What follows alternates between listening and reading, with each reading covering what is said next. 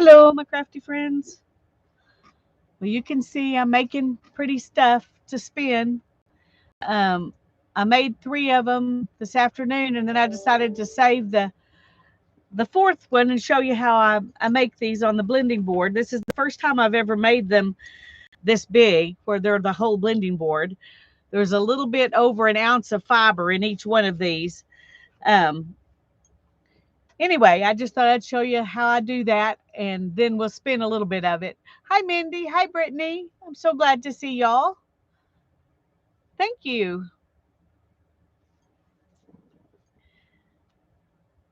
So it's not difficult to use this board, but I haven't done it in a while, and I decided I wanted to play with it a little bit. So I'm making me some pretties to spin.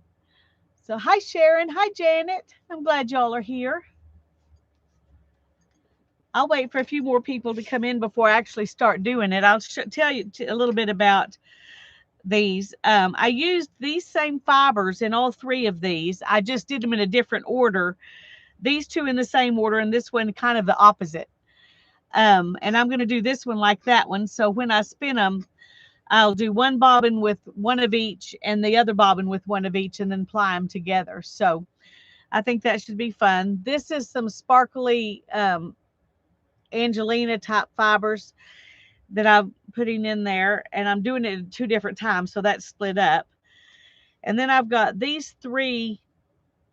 Um, this one, and this one in the middle is real rusty looking. It's kind of like this one and that one combined together. So I think the three of them will go together well. And then this is some kind of a blend with some silk in it, I think. It's pretty soft. It's just barely pink. You can tell a difference between it and the white. So I'm putting all of those things in this. I'm calling these rolags because they're so big instead of rolags like the small ones that I usually make. Hi, Teresa. I'm glad you're here. Usually when I fill this up, then I take them off, probably 3 or 4 rolags off of this board. And this time I took them all off as one big one. I've never done that before, but I've seen a lot of other people do it. And so I decided I was going to try it this time. Because this is a whole lot easier to get off than what you have to do to get 4 rolags off of this. And I'm still having a little bit of trouble with my hand right here. So I decided this would be a lot easier. Yeah, it is kind of a little bit lavendery. It's just so pale. Um, if you looked at it like this, you would think it was probably white until you put it up next to white. But anyway, and the way I did this was I just took and the same amount of each fiber. Each one of these 4 rolags will have the same amount of each of these fibers, but well, it's an approximation because I did not measure them or weigh them. I just did this much of this for each one. And I weighed them after I did these, and these two weighed exactly the same. They weighed 1.13 ounces, and this one weighed 1.20 ounces. So they're real close enough not to be a problem. And I don't know what this one will weigh, something close, so I'm not worried about it. But anyway, I'm glad you all are here. I hope I've said hi to everybody. I think I have. After I get through making this and we spin a little bit, hi Patricia, I'm glad you're here. After we do that, I'm going to open some Happy Mail that I got today, and then we're going to work on my Dana Happy Mail book. So, and we'll be on however long we end up being on. Let me check something here. Okay.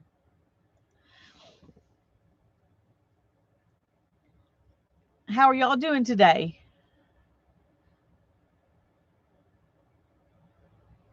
Everybody doing okay? I hope so. I I did a lot of stuff today, but it doesn't feel like I really accomplished much.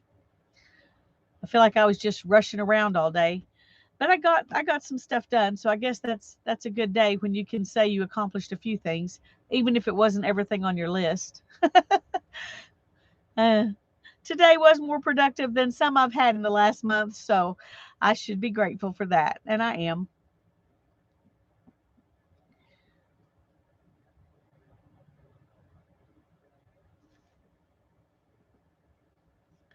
I think rather than waiting any longer, I'm going to go ahead and I'm going to move these out of the way so I can move this over here where you can see it better. And I'm gonna work on this. This is still not comfortable. Let's do it like that. Okay. I want to make it comfortable. And this is just some merino top. And this one and this one all are. They're just different colors of the same thing. And I'm not sure what this one is. It feels like it's merino too. This one's a blend of something. And then this is like an Angelina blend. So that you know what I'm working with here.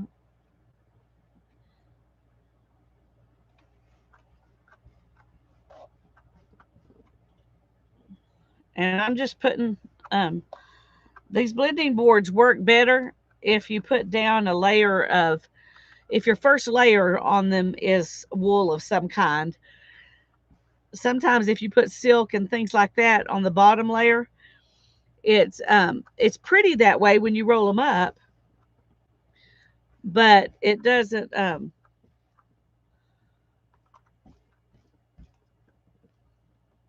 come off as good as the wool does. So that's one reason to use the wool.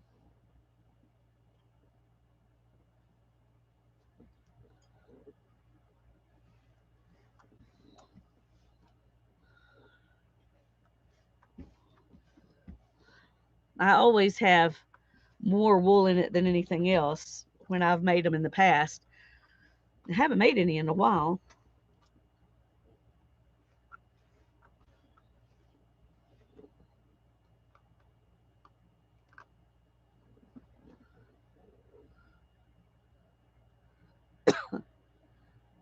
Number one on Lisa's list is be comfortable. That's right. I'm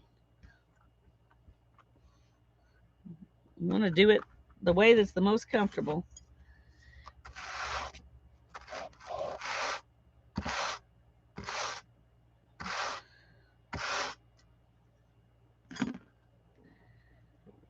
Okay, I'm trying to remember how I did this. I did the rest of them, a few hours ago, so I can't remember exactly what order. It doesn't really matter that much because they've all got the same things in them.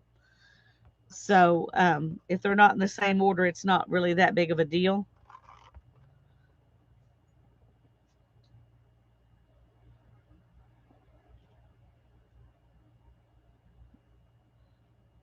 I think I am gonna put.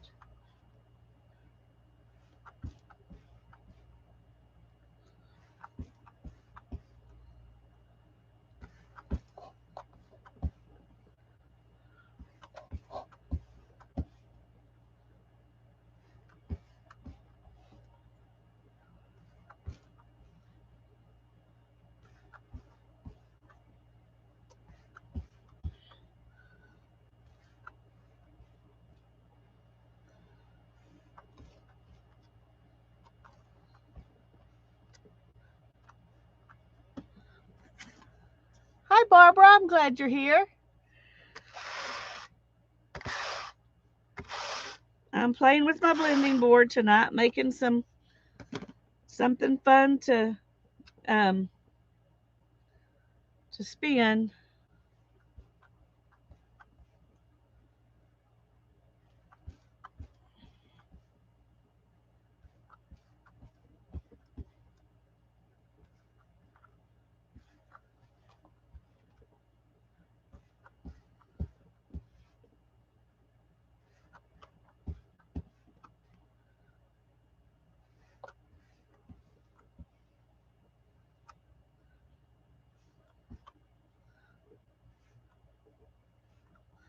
It's hard sometimes to get enough on the top. And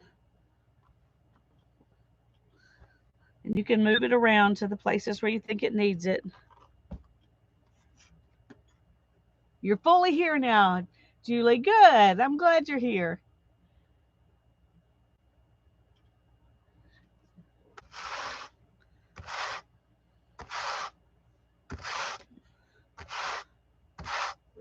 Okay.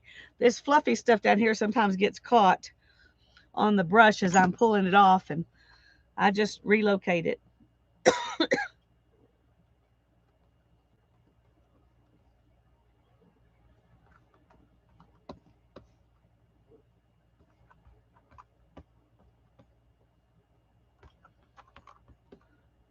Let's move some of it down here. It's one thing about this, you can move it around.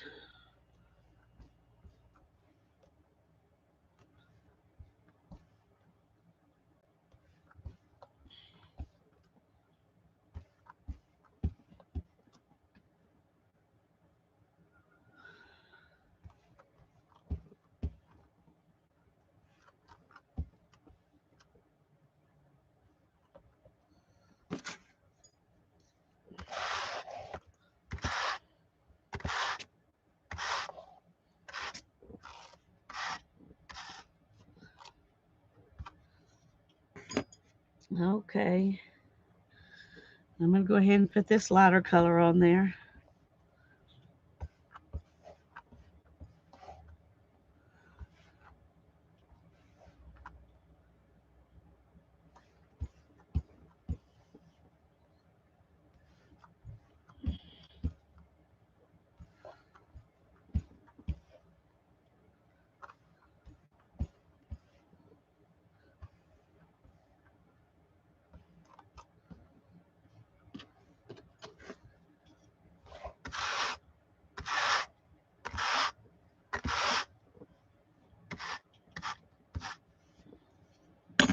This little bit more and we'll have it all on here.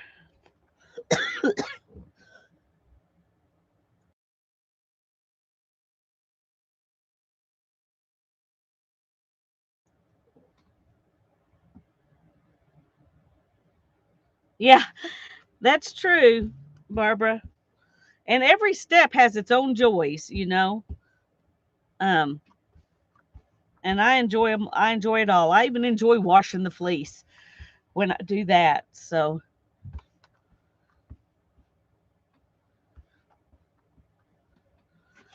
every step is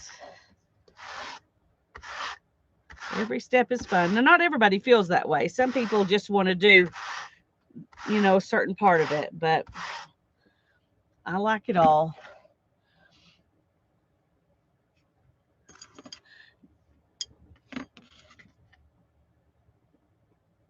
Okay, let me get that off. It's just going to be in the way. Now, I'm just using knitting needles to roll this off with.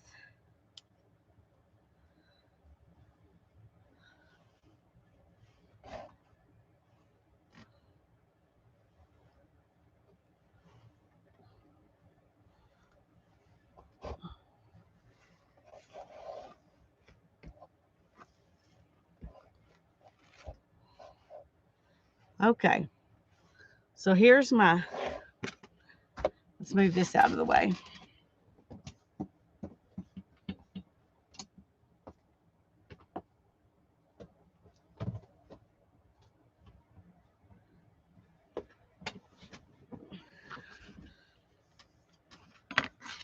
Let's take the knitting needles out. And it looks like this. And you can see these are longer. And that's because I rolled these pretty tight. So they're pretty compacted. And I couldn't even really roll it up if I left it like this. And they looked pretty rolled up. So what I did was come along and just do this. Loosen them up a little bit. And now I can roll them up. Let's weigh this one, see how it compares to the other ones. There, isn't that pretty?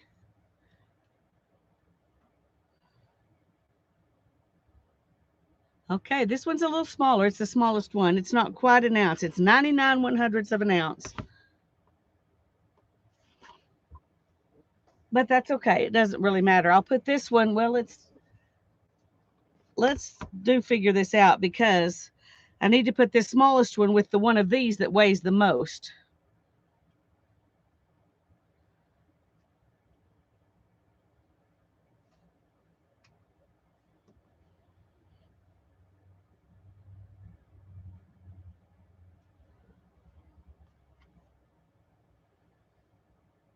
Okay, this is the one that weighs the most. So these two will go on one bobbin and these two will go on the other bobbin. And together, these weigh 2.26 ounces and these weigh 2.26 ounces. Wow, that's perfect. Can't do better than that. I'm impressed with myself. Like weighing kittens, except they hold still. Yeah, these hold still much better than kittens. Okay. And like I said, the exact same fibers are in both colorways. I've just put them down in a different order. So we're just going to choose one. I guess I'm going to start with this one. I need to put these somewhere separate so I remember. I know, Mindy, I did good, didn't I? Hi, Mina. Let me find something to stick those in. Oh, that's not it. There should be something around here that's not full of stuff. It should be. In the house, I have some bags that aren't full of stuff. Well, I'm just going to set them over here. And then I will set this one by itself so I know it goes with this one. And we'll just start with this one. Now to spin these, you look at them and choose the one that looks like it has been pulled out the most. And this one looks like it's pulled in, whereas this one looks like it's pulled out. So we're going to start from this end. And I'm just going to do a little pre-drafting. Hi, Deborah. It's so good to see you here. Hey, Cheryl. I'm glad you're here. And I'm just going to pull them like this. Whoops.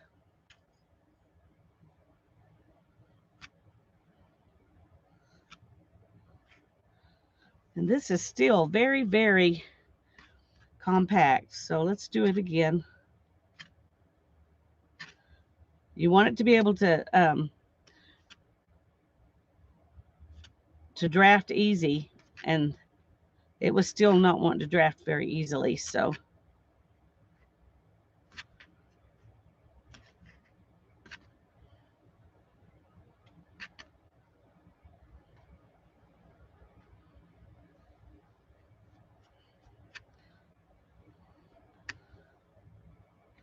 you can see that the mix of colors is throughout the whole thing because of the way we wound it up.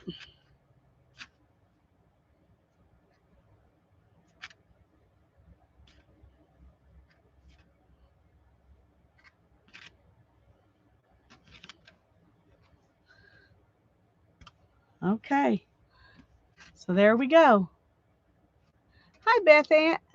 It's good to see you. It's going to be spun into wonderful yarn. That's right.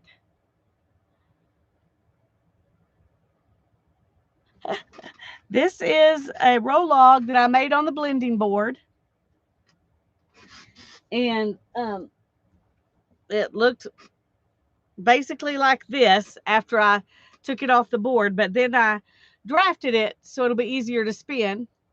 And that's what I'm going to do now. And I'm not going to spin this whole thing because it would take a little while. I'm just going to spin some of it. All that yumminess over there.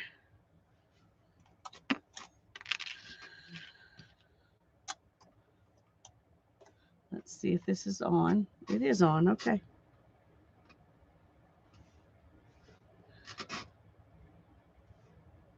I think they're pretty colors. They're kind of unusual colors and not colors that I work with that much, but I think they'll be pretty together.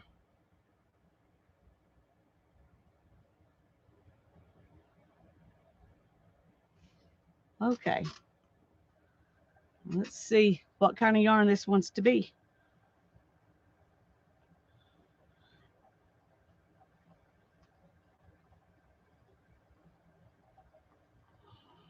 And I'm just going to kind of let it, kind of a long draw type thing, except I'm doing forward instead of pulling my arm backward.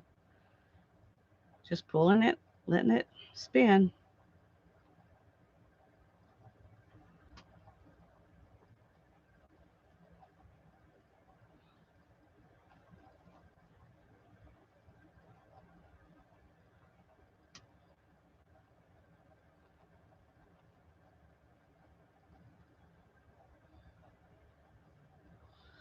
It's going to have some thick and thin spots because of the way it's prepped, and that's okay. I don't mind.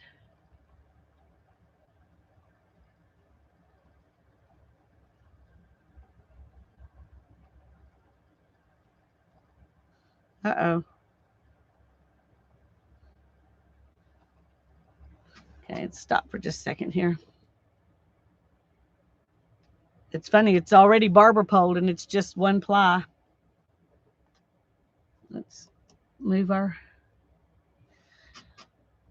yarn guide. This is kind of what it'll look like. I don't know if you can see that. It's like almost looks cabled because this looks like a ply, even though it's not. Okay.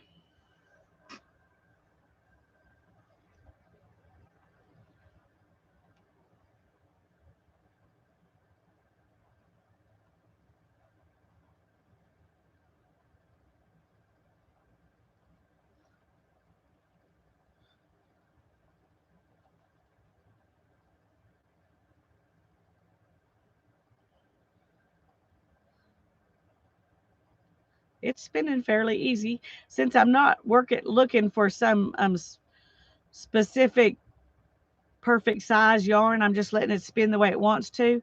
Some of it's thick, some of it's thinner, and I'm okay with that because when you ply it, it's going to be pretty. It does, Teresa. It's way easier on my back, which is the main thing. I love using a spindle. I love using a regular spinning wheel, but my back just can't take it. And I can spin on this all day.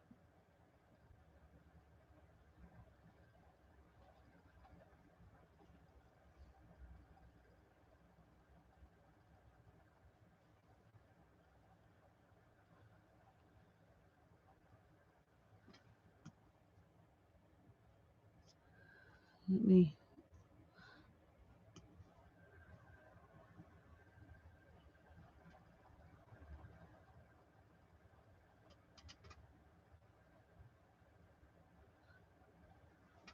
The subtlety of difference in these orangey pinks, um, I think is going to make it really pretty. And the little bit of sparkle that I added in, and then having the pink and the white, the light pink and the white. Um, all of it goes together to just make a really interesting yarn. And that's one thing about the Rolags and Rologs. They kind of make something you can't really repeat. Now you can put the same fibers, in Rolags and make it again, but it will still spin different every time. So the yarn will never be exactly the same again. Um, because of how it comes out of the Rolog if whatever way it wants to.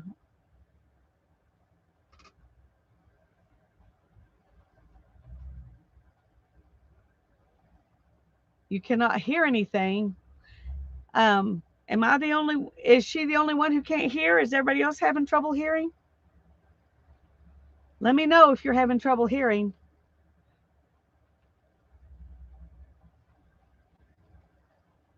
You hear me fine? Okay. Well, I don't know if Teresa means she's turned things off where she can't hear it or what, but no, Beth Ann, we don't know what we're going to make from it. I know I'm making yarn. That's as far as I've gone with thinking about it. I'm going to be honest with y'all. Spinning is my favorite thing. So I like making the yarn better than I like worried about what I'm going to do with it. So I do want to start weaving with it and crocheting with it. But I've still got the fear of messing it up. So I haven't been, really doing anything with it. I probably ought to be willing to sell it since I don't do stuff with it. But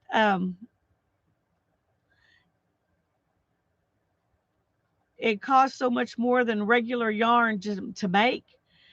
And I don't want people to think I'm charging them too much money. So I'd rather just not sell it than sell it for less than it takes me to make it. The hours involved, were worth something too. And I know there's I love doing it. So it's not work. So I don't have to charge for my time, but I think it would be silly not to.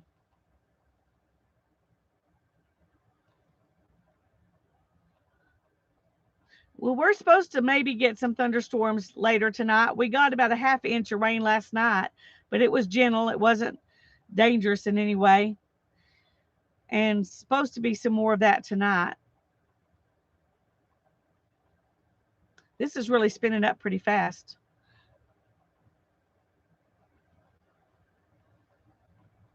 Oh, thank you, Sherry. And I'm sorry you're allergic to wool. You can't, there are, synthetic blends and cellulose fibers you can spin. So it doesn't have to be wool. Wool is just it's fun to work with.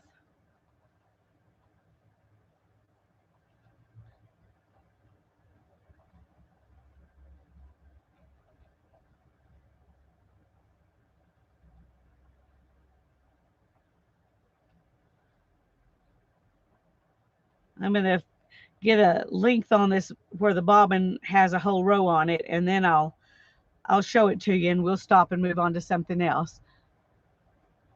Okay, I'm glad y'all can hear.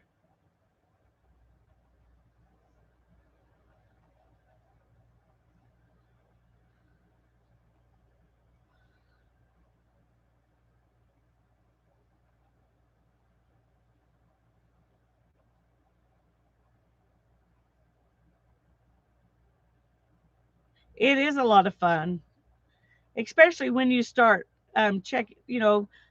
finding the different breeds and seeing how they act and find ways. You can find ways to use them. Of course, I'm just spinning yarn right now, so I don't guess I need to worry about how am I going to use it. But there are ways to use most kinds of wool, especially the ones that are fun to spin. But not all of them are something you're going to want a scarf out of that's right next to your face,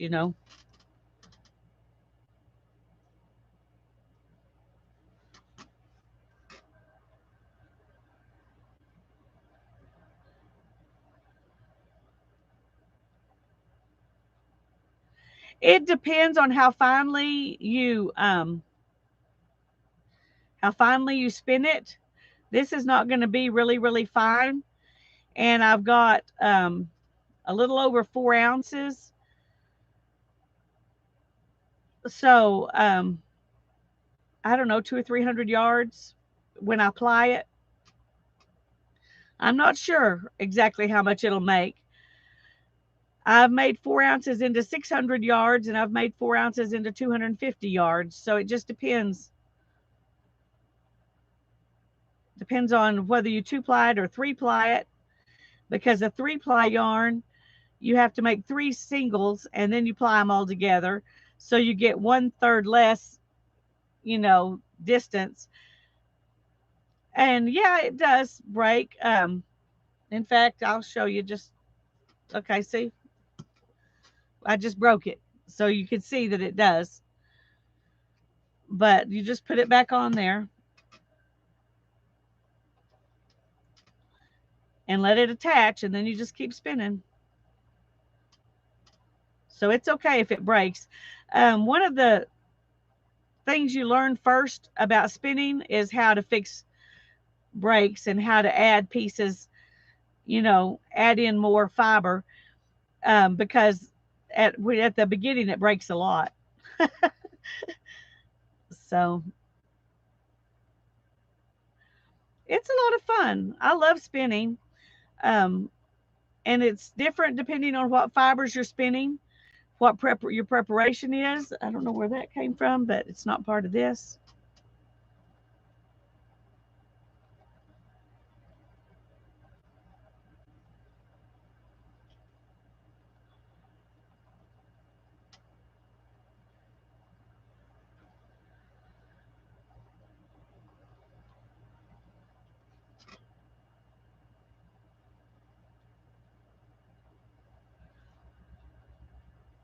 And this is just it's just almost spinning itself. It's spinning really nice and easy.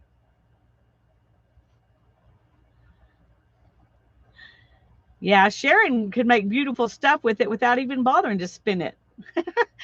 Her felting is gorgeous.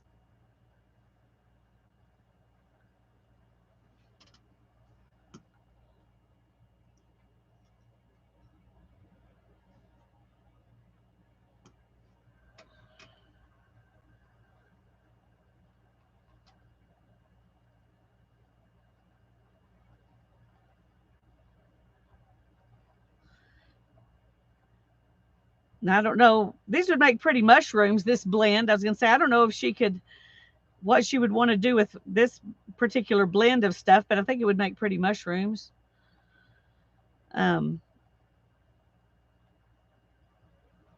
Maybe flowers.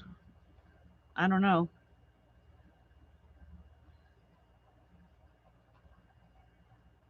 Oh, good. It's relaxing for me to watch people spin too. I especially like watching people spin on a treadle spinning wheel because you hear the clickety, clickety, clickety, clickety, clickety, click. And that's a relaxing kind of sound. You don't hear that with this little electric spinner. Um, you hear kind of a whoo, kind of just the wind blowing through it is really all you hear. And I can feel it when I sit in my chair and spin. It's usually a little bit more in front of me, and it cools me off. It's nice. It's like having your own personal fan.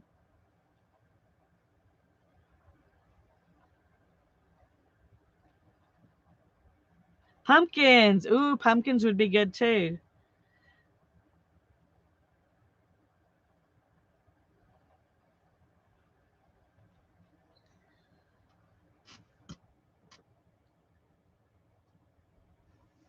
I keep getting these notifications coming up, and then I miss part of chat. I'm going to pause for a minute. My elbows are complaining just a little bit. Pretty doll hair, maybe so. Oh, I've always wanted a treadle sewing machine. I've always wanted one, but I don't have one.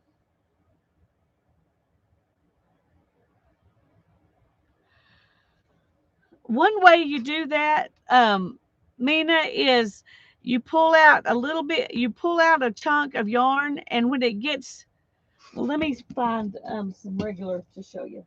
Okay. When you're spinning, you draft, but you don't draft all the way through the staple. you only draft about half of the staple length. But if you want to make a thick slub, you hold on to more of it and you draft till you get to the point where it's getting thin again. And then this makes a fat piece with thin pieces on each end in between. Do you see that? How it's thinner on the ends and fatter in the middle? And you just do that over and over and over again, and then it makes fat, thin, fat, thin, fat, thin. Let me show you something. Let me find it. Okay, so where is it? I did this one kind of like that. And then I applied it with a really thin piece so it would kind of accentuate that. So you've got some thick and thin bits. Is this what you're thinking about, Mina? And you can do that much more obvious than this. You can make them, even bigger and smaller. And I haven't done any of the really big slubs. But if I did this and I applied it back on itself, these thick places, when they plied, they would be bigger. So it just depends on what you're doing. This is, I think, the closest thing I have to what you're talking about, the really big bumpy art yarns.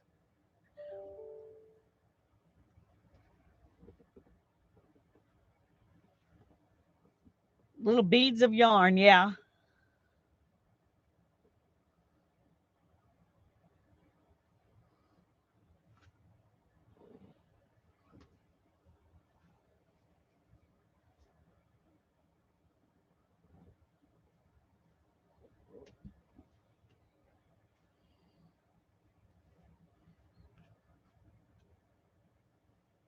Anyway, I don't have anything like you're thinking of. I'll try to do that sometime and make it a video so you can see. I'm not very good at it because I have only done it a little bit, just enough to see if I could.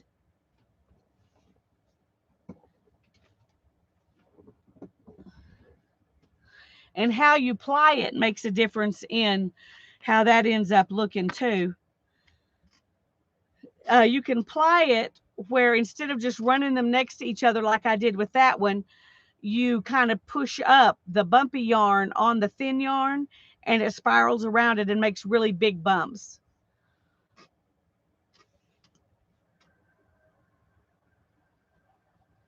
So there are lots of fun things you can make, but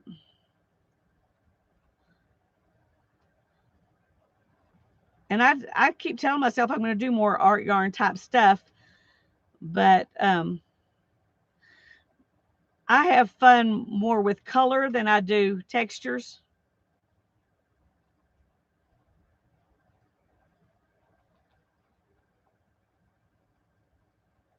Such a beautiful and practical art form. Yes, I agree.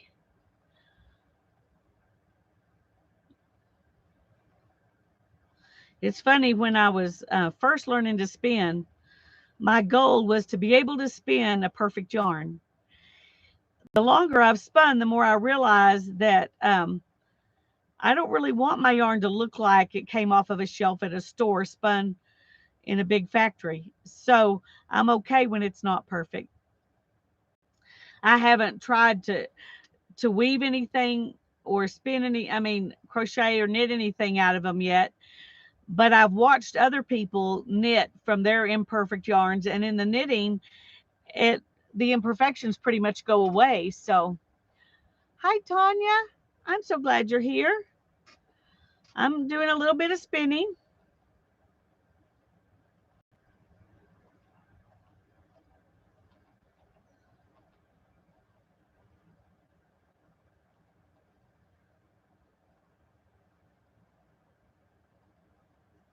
I'm going to get this bobbin one whole layer on it, and then I'll bring it over here and show y'all what it looks like.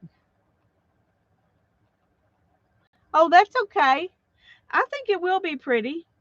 Um, I like it already. Just looking at it on the bobbin, it's really pretty. It's softer. Um, when you apply something and it has that kind of barber pole look, it's not soft like this. And I don't know how to explain it other than just to show it to you. So I will in just a minute.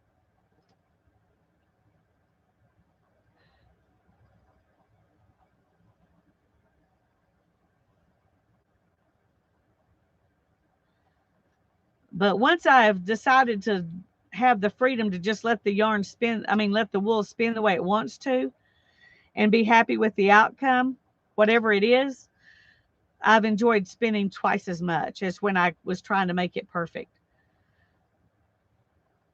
And I do like my yarns better when you know, when I went to, when I was in Taos, I was looking at some hand spun yarns she was selling in the shop. And it wasn't her hand spun. She was out of her own hand spun, but she was telling me um, how that it was spun. This yarn she was selling was spun by a master spinner, and it takes several years of hard work to get your master spinner certificate. So the people who have gone through that have they've done a lot, and it takes quite an investment of money as well as time. But I was looking at that yarn and I thought, yeah, it's perfect yarn.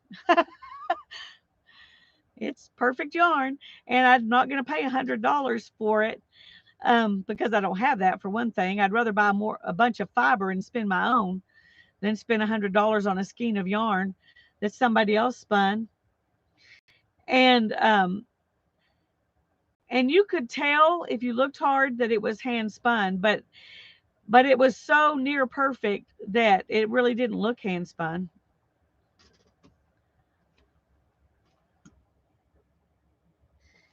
Um, and I just think it's funny that most spinners, their first goal is to, make perfect yarn that doesn't look homemade. And we finally get to the point where we want it to look handmade. And it's amazing the difference in connotation of those two words, something that's homemade versus something that's handmade, when basically they're really the same thing. Anyway, at least it seems to have a different connotation. Y'all can tell me if you think I'm wrong about that. Handmade seems to imply craftsmanship, and homemade seems to imply done on the cheap. I don't know. Maybe I'm wrong, but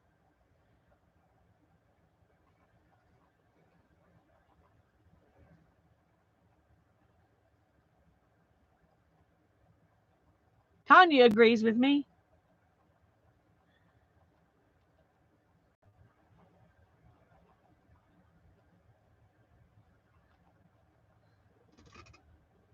We're getting close.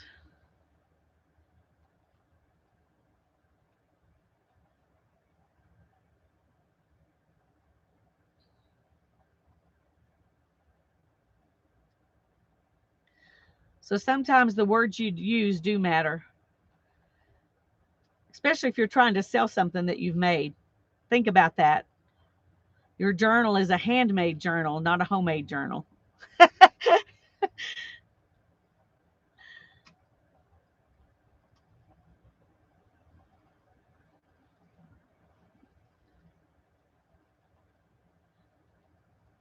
Ah, see, Teresa has a completely different take on it.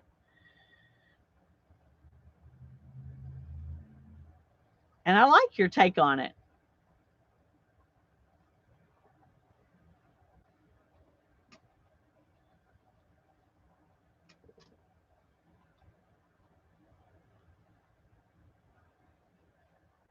So if I give something to Teresa, I'm going to tell her it's homemade. If I give something to Tanya, I'm going to tell her it's handmade.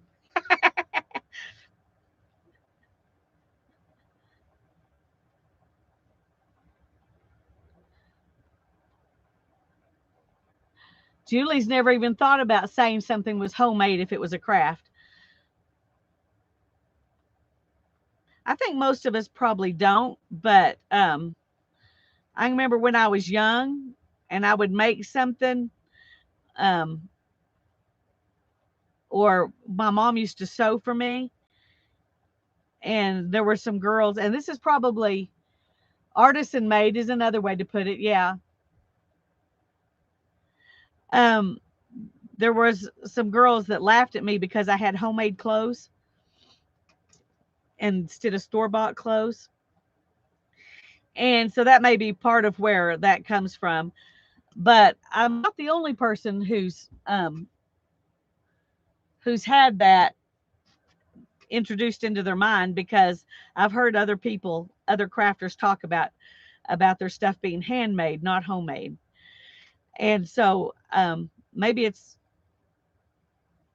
well, I don't know if it's a generational thing or not. Y'all are all kind of sort of near my generation.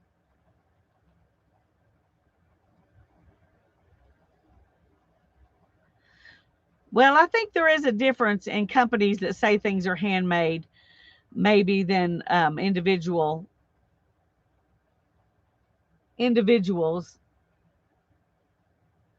Ah, there you go. Janet says homemade is food, handmade is crafts. And homemade food is good too, is better too. So sounds like a good definition to me.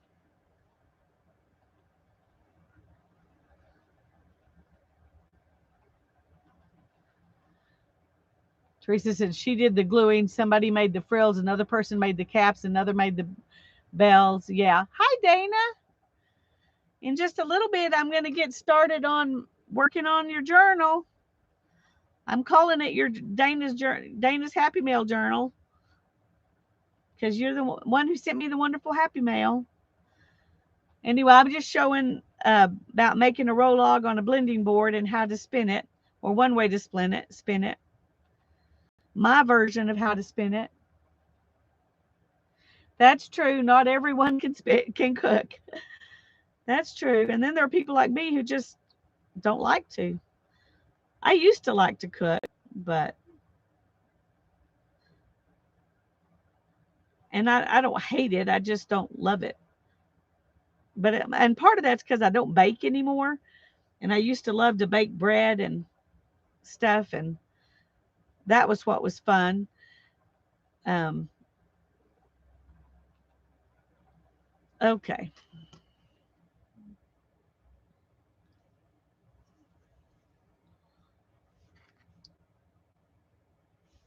Okay, this is what we have left out of that whole bunch.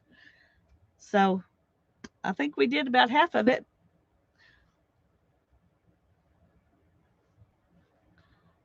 Hubby's in Louisiana working. Oh, I'm proud of him, Dana, but I'm sorry for you. I know that's hard. Okay, here's what it looks like. Let me bring this down a little bit closer and see if you can see. It's so it's kind of heathered rather than, I mean, there's some barber poling, but mostly it's kind of a heathered um yarn. I think it's going to be pretty when it's plied. I think it'll look really nice. So I'm looking forward to spinning this up, and I'll show you the yarn when I get it done. Oh no, that was not supposed to happen. I need to turn it off. You accidentally touch things, and that's what happens. Okay. And I did turn it off, didn't I? Yeah. Okay.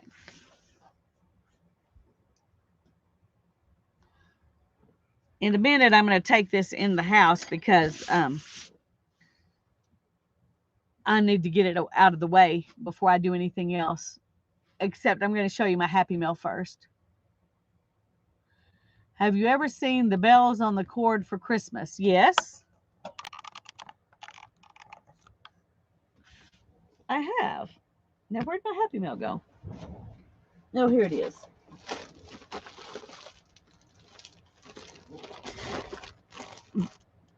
This heavy, lovely package of goodness was sent to me by Judy Patton.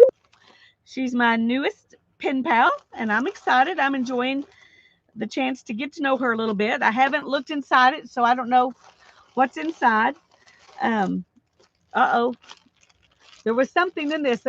I just took it out. Oh. Okay, let's start with whatever I can pull out. Oh my goodness. There's a lot of stuff in just this little bag. Wow.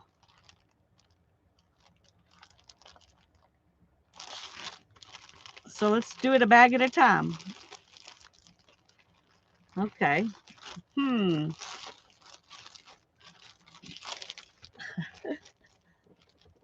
that out of the way. Let's start with this.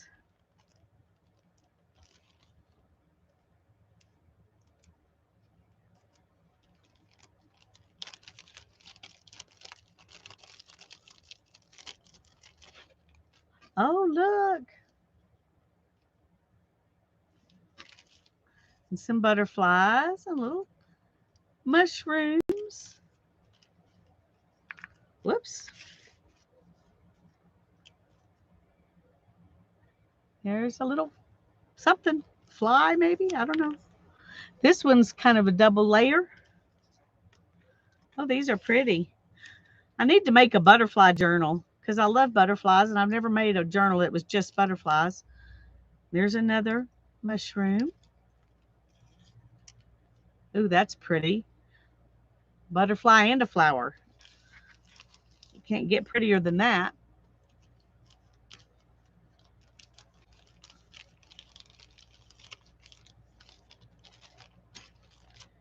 And here's a little bag. A bee.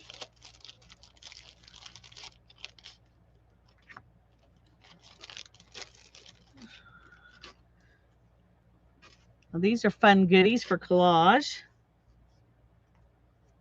Oh, look at that teeny tiny playing card.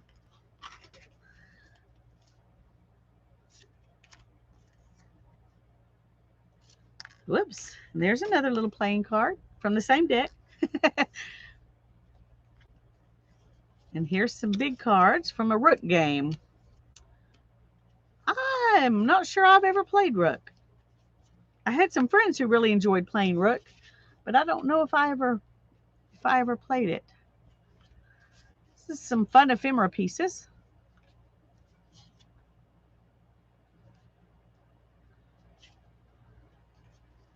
Some more butterflies. Do what makes you happy. Hello, cow. Cow? I'm not sure how you say that. Bonjour. Have a great day. That's a great little bag of yummy too.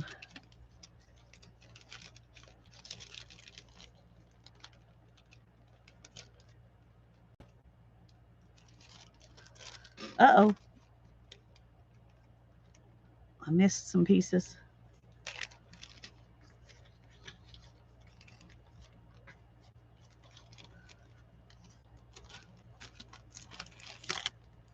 And here is a bag with bags inside. Let's see here. Oh, we got some charms, all kinds of little charms. Some wings, a flower, a cross, a little bread basket. Very cool.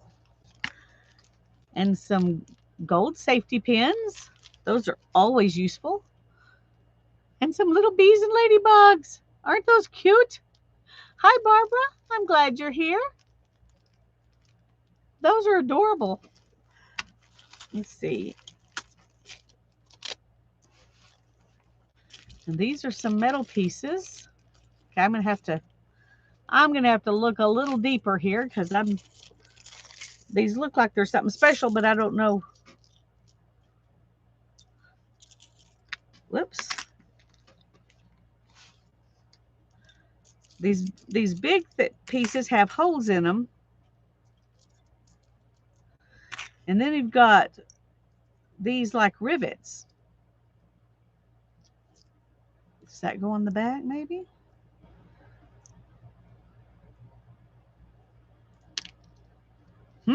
That's very interesting.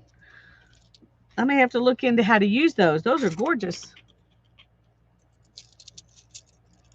It is looking delicious, isn't it? Okay,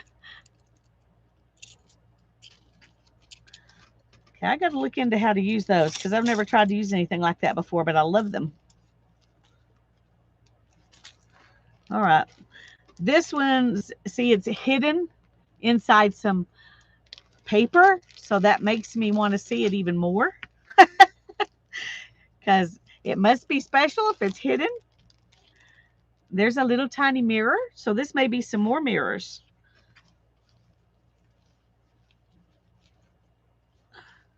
Ooh, yeah, some more little mirrors and some, see if I can get it to go in there. So they're like bling. You can put it on your page like that and then bend these over.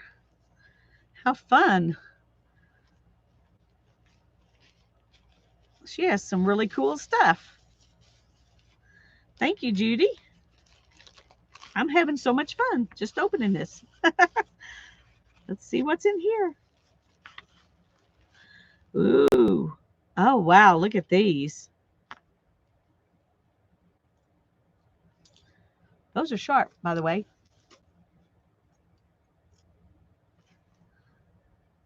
Isn't that fun? Wouldn't that be fun on a journal?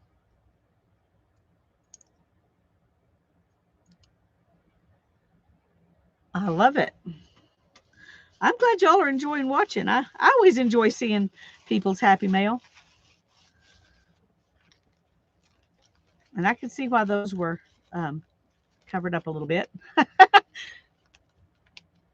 I know. I've never seen anything like that before. I've got some things I'm going to have to figure out how to use here.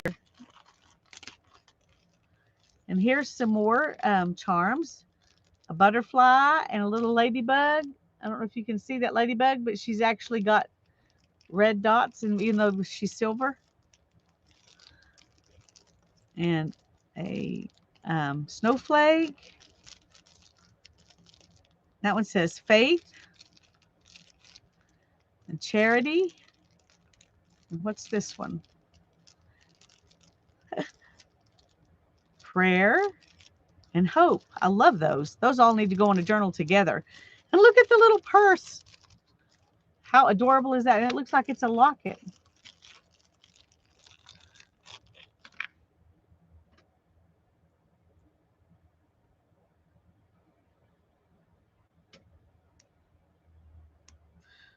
Well, okay.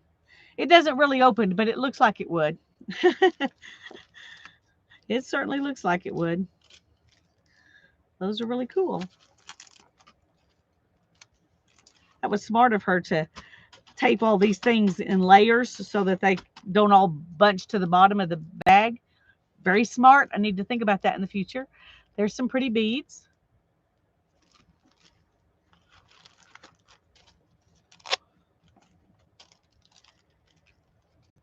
And here's some eyelets that are all different kinds. I mean, snowmen and packages. These are Christmas eyelets. And a dove. I've never seen eyelets like that. Those are really cool. Love those.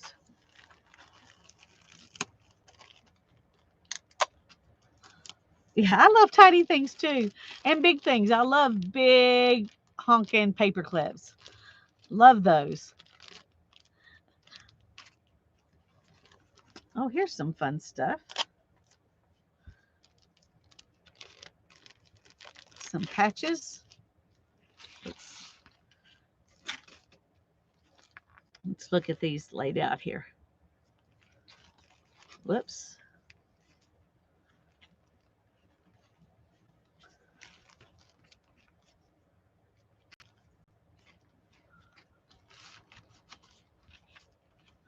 Got some stars and stripes. Some little inchies. Those are cute.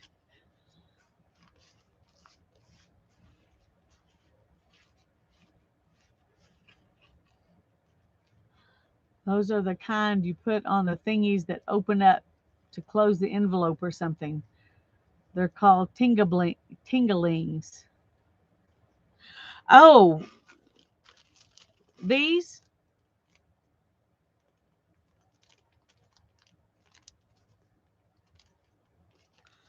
Interesting. They're big enough they would definitely work for an opener. I mean, a closure or whatever.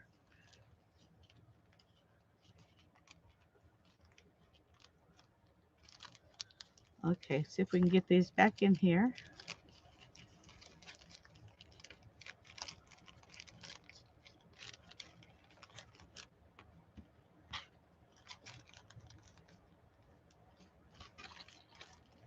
Oh, these are pretty.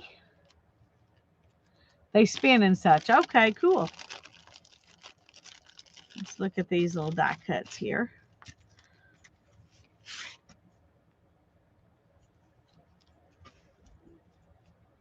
This one's double.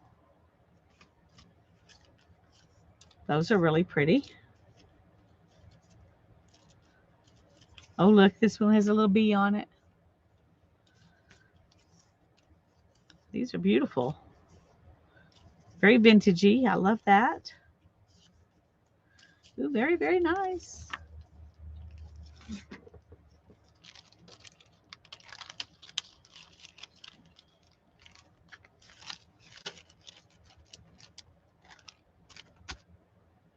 Okay, let's see what this is.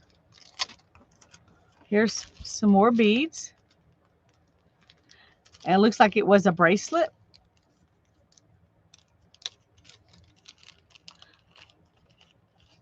Oh, these aren't brads. The legs don't open and close. These are eyelets.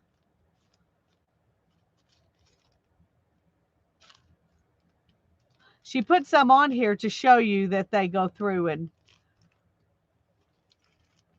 I don't know if I have an eyelet thing that will work this small, but they're really pretty.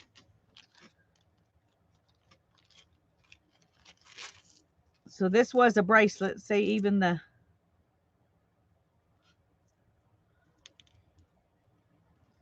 oops, come back here. Don't you run away. This is what it was on.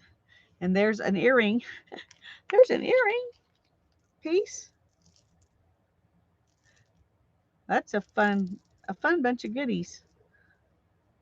All kinds of good stuff in there.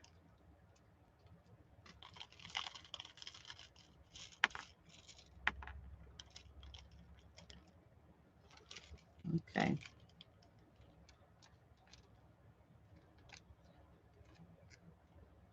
My hands must be sticky.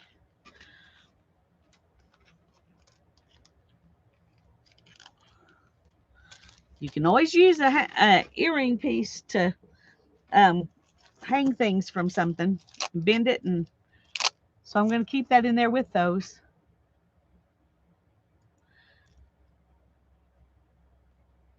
Oh, okay. I understand now, Teresa. I'm sorry. Thank you. Oh, these are gorgeous. Look at these beads.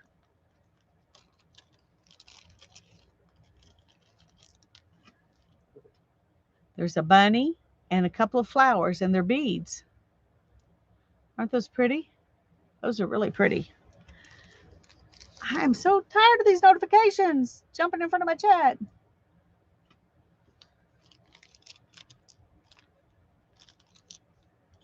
Ooh, don't break it, Lisa.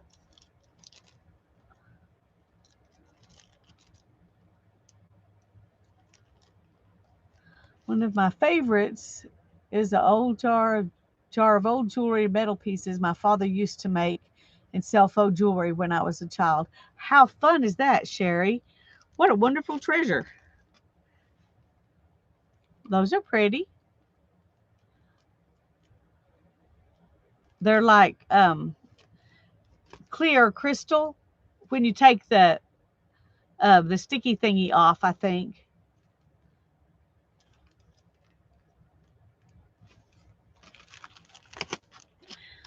Here's some fun clamps, clips. Can't have too many of those. Those are pretty. Oh, look here. Those are perfect for a boho journal. That's okay, Teresa. Most of us are not. Here's some bottle caps that I can decorate myself. That's fun. Okay, come on. A lot of wonderful goodies. Yes, I agree. And here are some snaps. Both sides of each one. See, they're snapped together. Those are fun. Some of those are nice and big. Might be good for journal covers.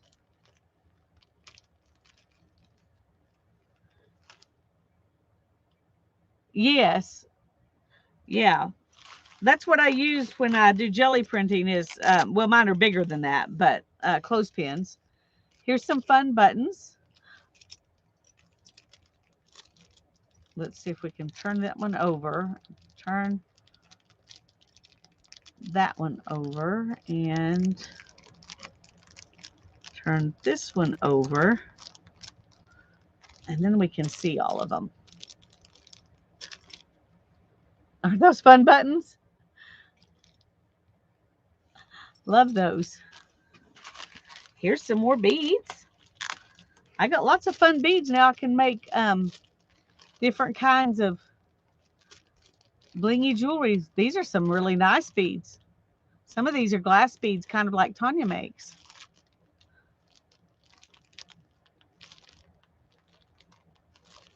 Very fun. I'm not going to take them all out, but there's a nice, pretty assortment there. And here are some brads. Those are pretty too. All those bright colored things. Let's just move them right up there for now, because there is more stuff. Oh wait, I can put them back in this.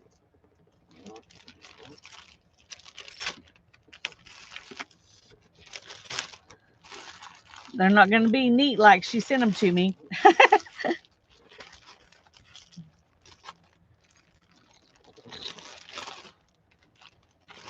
I'm going to leave these blingy things all the same, and these things could be used together in a journal, so I'm going to leave them right there. Let's see, what's next?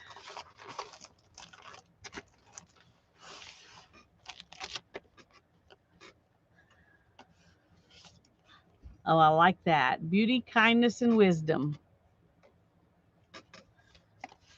And there's some more. Those are pretty. And this is made with a paper clip. Very cool. I like that.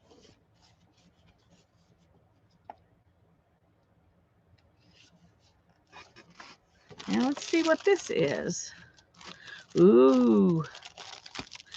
Okay, we may be having to make another journal after we finish Dana's journal. We may have to make a Judy journal.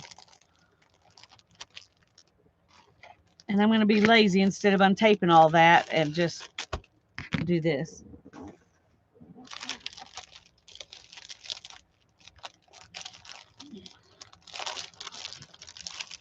Okay. Yeah, there's more. But wait, there's more. That is a pretty envelope. Isn't that pretty? And here's some pieces of paper, scrapbook paper. And these are actually thin scrapbook paper, not cardstock. I really like that because most of my scrapbook paper is cardstock. Oh, aren't those pretty? Those are really pretty. Ooh, it's all pretty. And these are some plain colors, which is always handy to have, because you can use those on the back or to offset the pretty ones like that. Very fun. And let's see what we got here.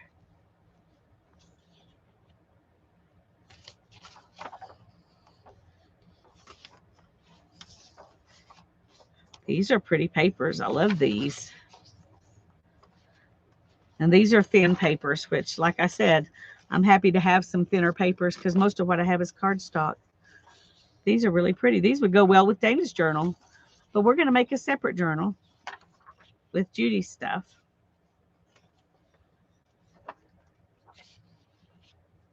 Yeah, it is limiting. Ooh, there's a big piece of that. I'm so glad. I'm so happy to have that. Oops, there's 2 pieces here. Love those. Love those. And then here we've got some, what some people might think of as trash from die cuts, but we know these are very useful, especially these. Oh, look at those. Those are going to be so great to use as stencils. Woo! Love these. Love these. These are gorgeous. Pineapples. A lot of pineapples. It is a lot like what Tanya used on her paper bag journal. Just like I'm going to be using in my Dana journal because she sent us the same kinds of stuff. That's really pretty too. Isn't that gorgeous? And here's some envelopes. Okay, see, we just got everything we need for a journal. And here's some cards. And here's some very interesting paper bags. Look how big the bottom of that bag is. Look at that. It's just like a square paper bag. I have never seen anything like that before. That is really cool. And there's a couple of those. How interesting. What a fun start to a journal right there. Yeah, an envelope journal. Okay. Well, I think I got things out of order here.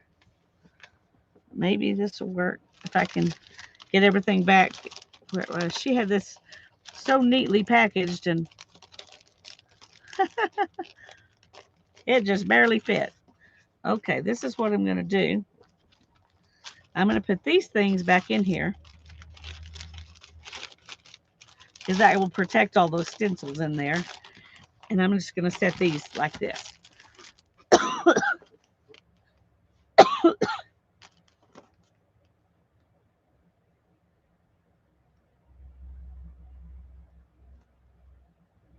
For plants, maybe so, Tanya. Okay, but wait, there's more.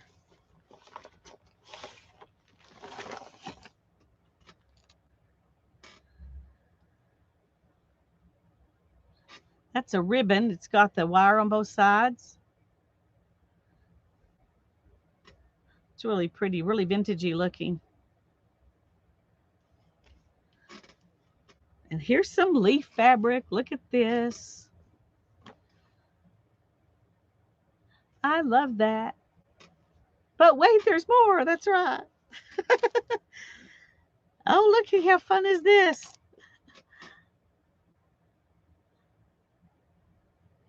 I love that. And here's some snowmen.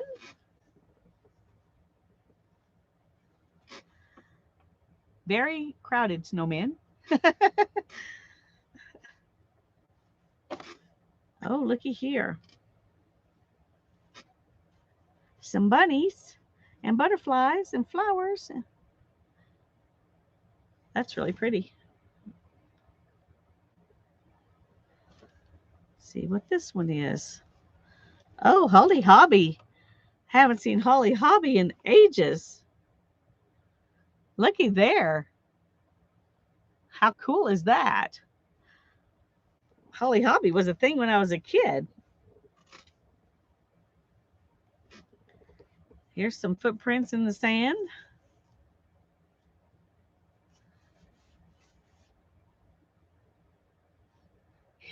You're not ready for snow people? Okay, I put him up. I put him up, Barbara. Oh, I love that. Look at those. That's really cool fabric.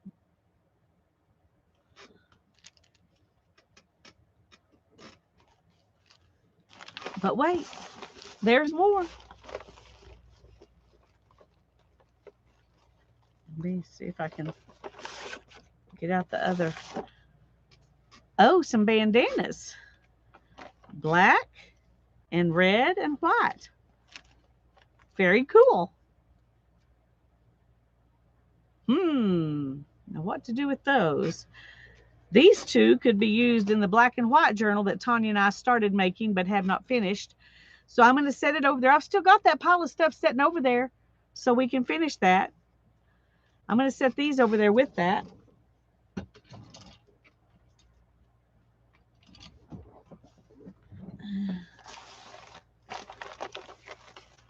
Okay.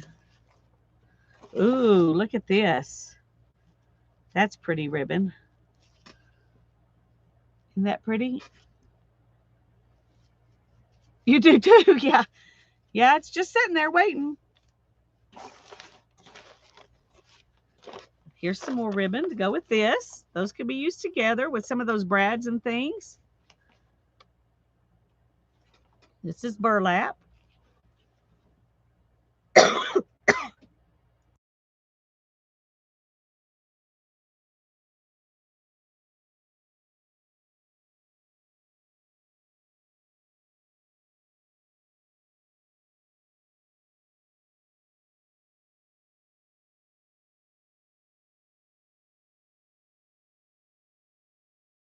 Oh, sorry about that. Oh, here's some napkins. Just another black and white napkin. I'm going to stick that over there too for my black and white journal.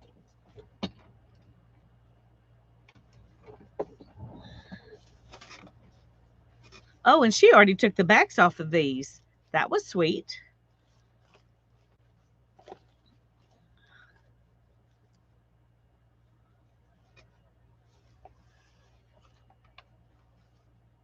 Keep life simple.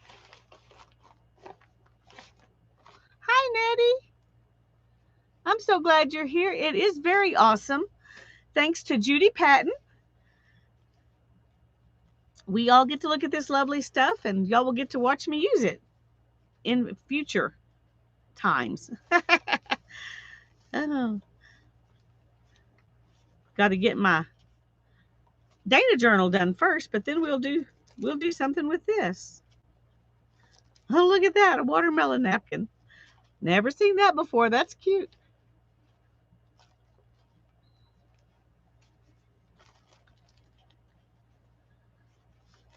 Very nice.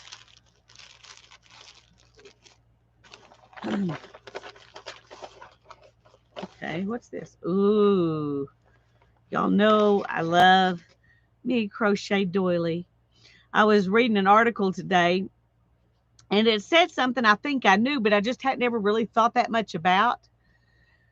But of the things that we do to make clothing, whatnot, crochet is one that cannot be duplicated by a machine. There are knitting machines, there are weaving machines, but there's no such thing as a crochet machine. We got to keep this art alive. I'm even more determined to continue to crochet after reading that. It just made me think about it again. Here's some cool cords. Very nice.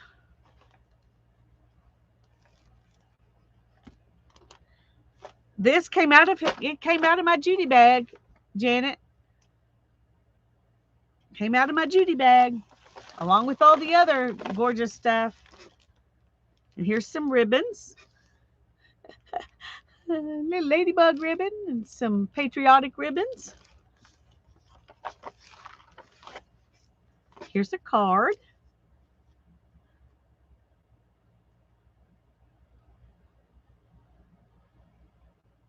This is a personal card, so I'm going to hold on to that and keep it personal. There's some pretty lace. It's nice big eyelet lace.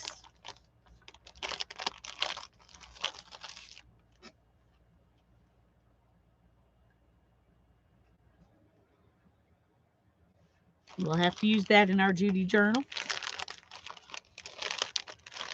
Yeah, she fit a bunch of stuff in this bag. She sure did.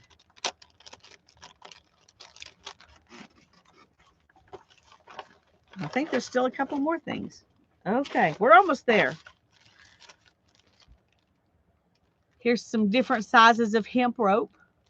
Some green and then some big ones. Very cool. Oh, look at this.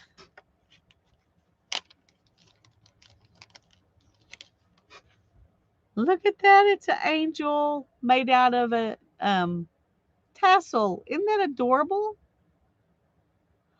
That is so cute. That's going to have to be the spine bling for my Judy journal.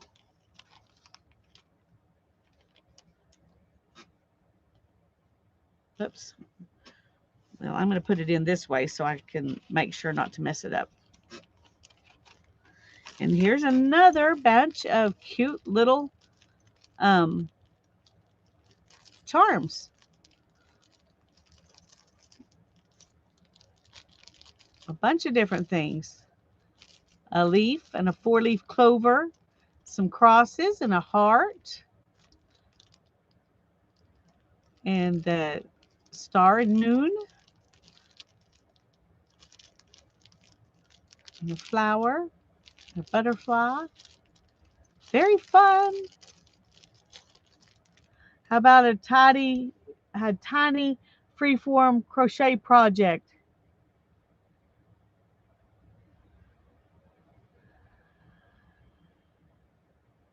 I think that would be fun, Tanya. Do you want to do that when we're together, or you want me to do that on Monday night?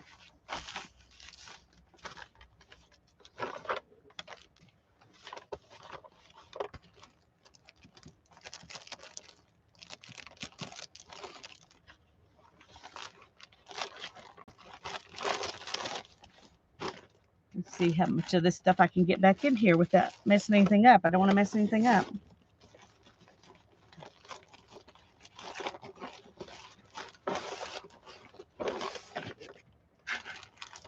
Yes, together. Okay, that sounds good.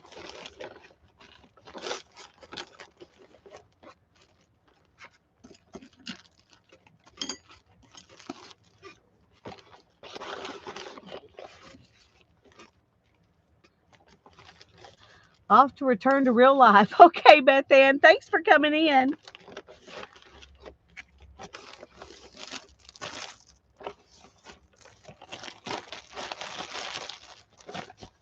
I'm going to stick this back in here.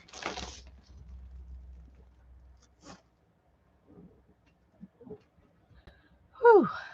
Okay, I'm going to take this in the house, and I'll be back in just a minute, and we'll get started working on my Dana journal. I'm going to put these up, because if I don't, I will forget where they are, and that's what I always use to take my Rolags off of my blending board with. Oh, so I shall be back in a moment.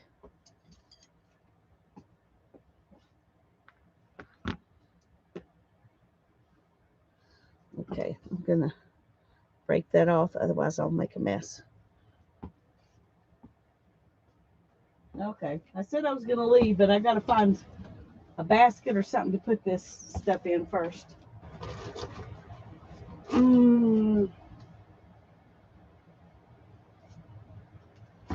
Okay. Here's a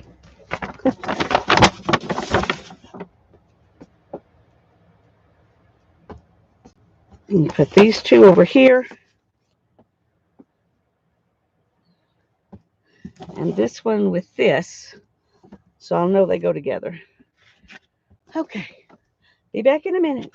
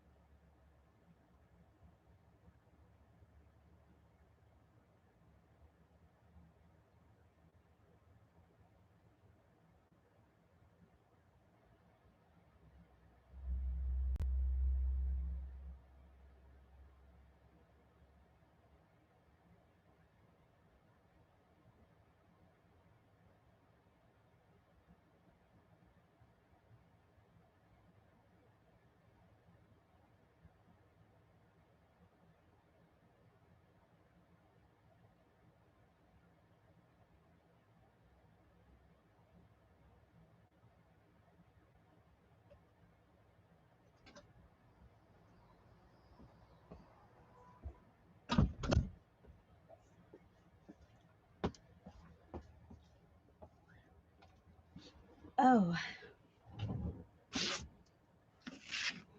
let me get a drink. I stole a potato chip and now my mouth is dry.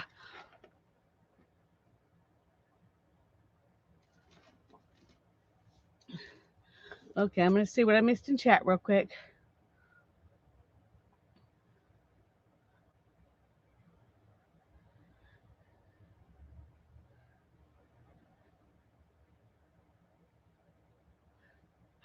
Junior Mentor, Jubes, Jujubes. I'm not sure how you say that.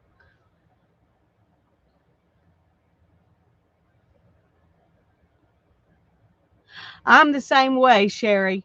I have to use a bigger hook than it says for the size of my yarn. Otherwise, I get it too tight and cramp up my hands. Okay.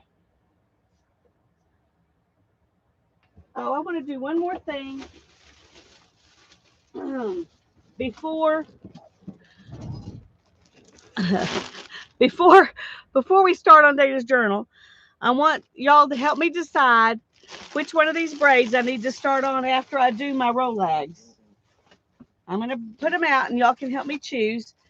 These are the things I got in Taos. And I'm going to choose one to spin next after I spin those Rolags, whatever.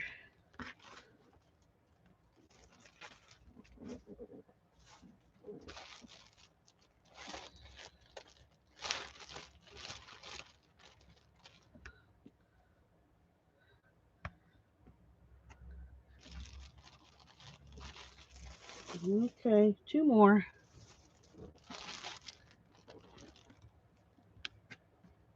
Yes, I spent way too much money, but it was my anniversary trip, and I have a sweet hubby, and he said I could. When you have that chance, you take advantage of it. I'm just telling you, when you have that chance, you take advantage of it. Okay. These two here are greener than they look. For some reason, they look grayed out. I think it's all the silk in them. And these are camel and silk, these two. And then this is Polworth and silk. And this is Polworth and silk. And this is Falkland, which I've never spun before. Okay, so we 1, 2, 3, 4, 5. So let y'all vote. 1, 2, 3, 4, 5. Teresa says the bottom one. Dana says 4, which would be this one. Tanya says 5. Teresa says 5. Barbara says 3. Tanya voted twice. Julie and Janet and Brittany all say 4, which is this one. Sharon says 3. Barbara says 4. Mina says 5. Okay. Somebody count this up. We'll give it a minute more. Hi, Bonnie. Bonnie came in chat just to vote. Thank you, Bonnie. I appreciate you participating. Sherry loves 3. I love 3 too. I love them all, or I wouldn't have bought them. So, no, we can only vote once, only count once. So let's go back and see how many 4s we've got. We've got 1, 2, 3, 4, 5. 5 4s. Am I seeing that right? And then we've got 1, 2, 3, 4, 5. 5 has 4 votes, and 4 has 5 votes. Let me check that. 1, 2, 3, 4. I guess 4 had 4 votes too, and 3 had 1, 2, 3 votes.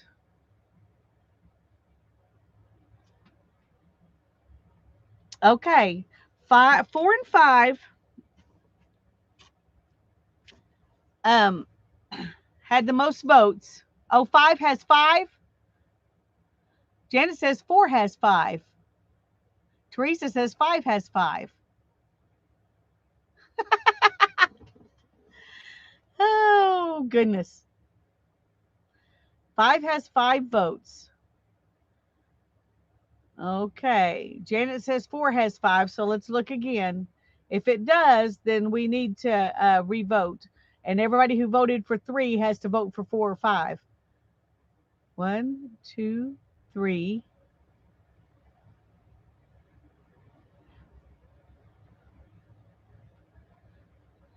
Yeah, well, I didn't count Tanya twice when I counted 5s.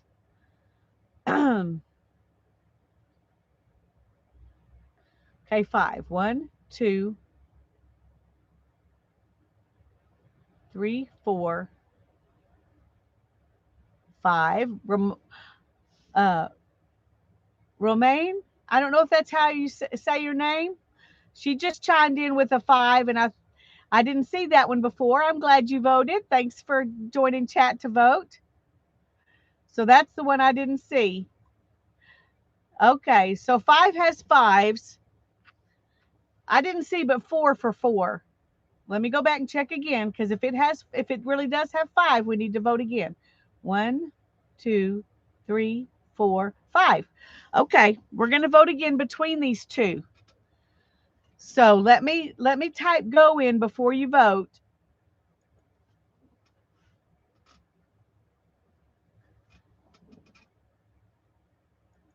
Okay, now I want you to vote number 4 or number 5. And I'll put the other ones up while we're...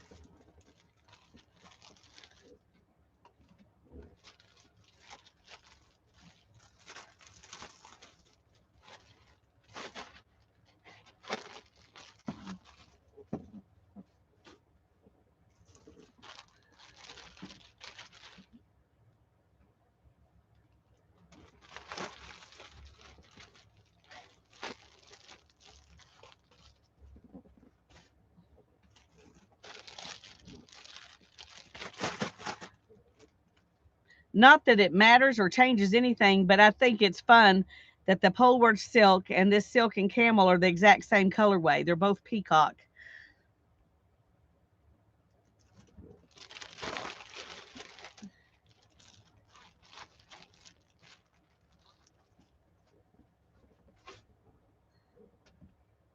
Are we at a tie again?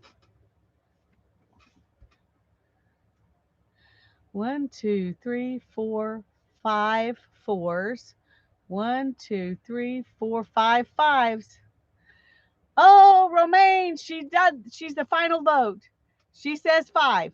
So that settles it right there. We're going to stop right there. STOP. Oh, I wasn't into where I can type. STOP. Okay. Woo. Okay, so 5 wins. So as soon as I finish spinning those Rolags, this is what I'll spin, and I'll spin some of it while we're on. I've never spun anything. I've spun just silk, but I've never spun any silk that was mixed with camel. So that will be interesting. I'm looking forward to it.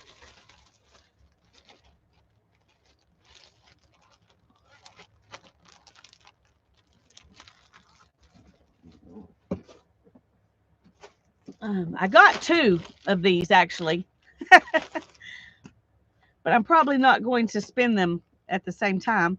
I'm going to go ahead and open this up so it can fluff out a little bit before I start spinning it. Because in a braid like that, they compact a little bit. It is very, very, very soft, Julie. It is. It says Greenwood is a hand dye company known for high quality yarns and fibers artistically dyed in beautiful and unique colors. Each item is carefully handcrafted in small batches in our studio.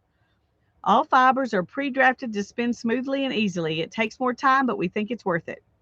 After spinning or felting the fiber, we recommend gentle hand washing in warm water and laying flat to dry to ensure the greatest care for your creation.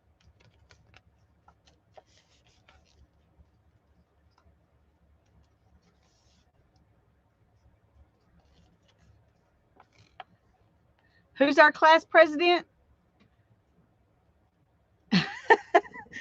I didn't know we had a class president. Okay, so let's see. Here's the end.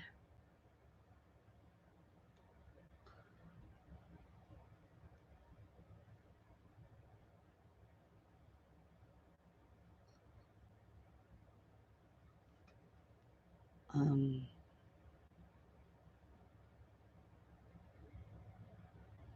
huh. Okay, this is not one you can just pull out. You have to unbraid it. I'm not used to those kind. I'm going to mute for just a second. Somebody came to my door. Just a second.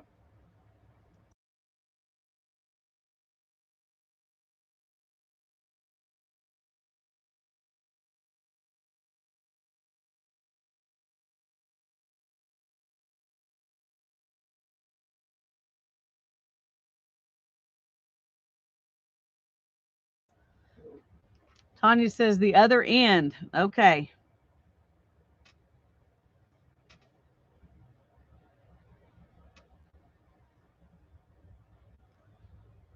No, it's braided. It's braided. You have to do it this way from either end. It's not crocheted.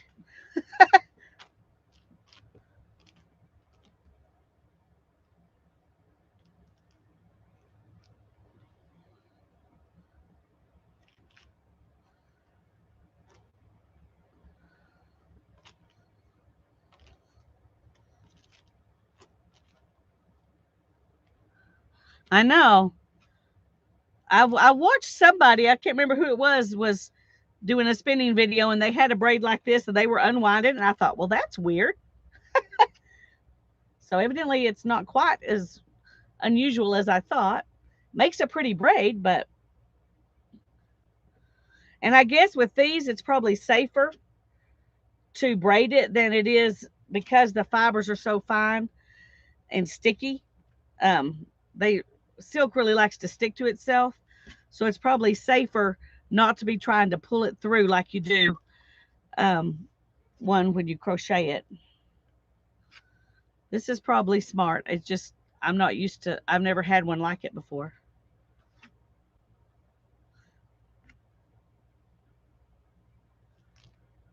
It is very pretty.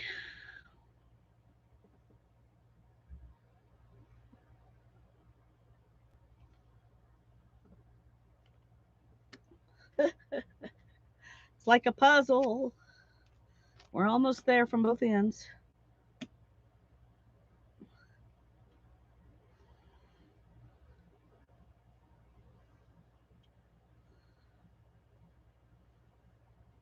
Okay. So here we go.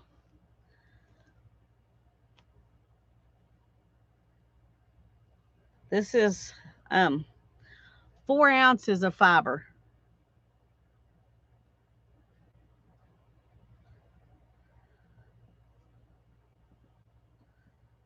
Okay, I want you to look at this. Okay, this is 4 ounces of fiber. It's quite a bit. Um, and then, yeah, it was well dyed. The person who did it did a great job, and the colors just go so well together. It'll be a joy to spin. Um, those Rolags that I made, the 4 of them together actually have a little bit more fiber in them than this, but they're compacted, whereas this is now not. But that just shows you how much fiber is in 4 ounces. There's a lot of fiber in 4 ounces. Takes a while for me to spin 4 ounces. A few days anyway. And then you have to apply it. Anyway.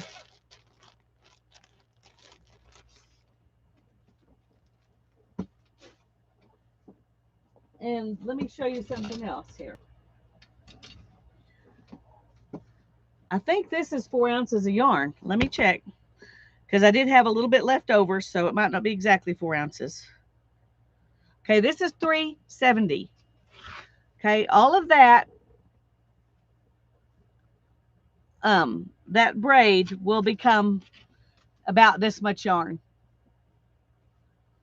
It actually will probably make more yarn than this, because this is wool, and it shrunk up when I washed it because it got its crimp back. This is an elasticy kind of yarn, and the silk camel will not have any elasticity at all. So it'll probably make more yardage than this. And this shrunk, this skein shrunk like 3 inches after I washed it. That's a pretty big difference from when you wash it to when you spun it to when you wash it, just because it's bouncy wool.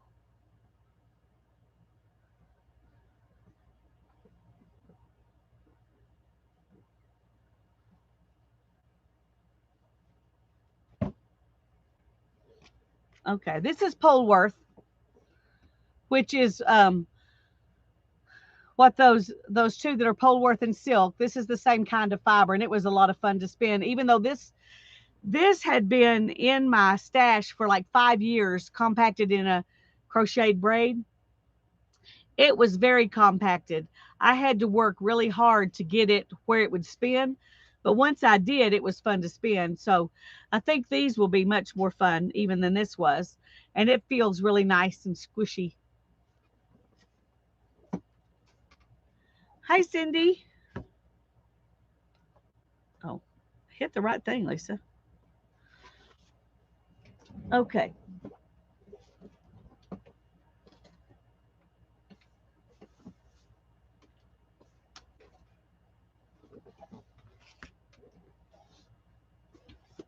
Okay. I'm just going to set this pile of stuff right up here.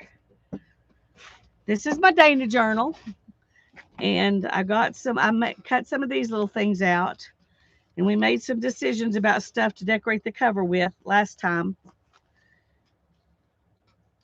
And I made signatures, and we put fabric on the inside of the cover and inked the cover last time. That's what we did last week. I hope I said hi, Cindy. I'm glad you're here. Anyway, the first thing I'm going to do is go ahead and sew these signatures in. No? Yeah. And then we're going to decorate the front. Sorry, just 1 minute.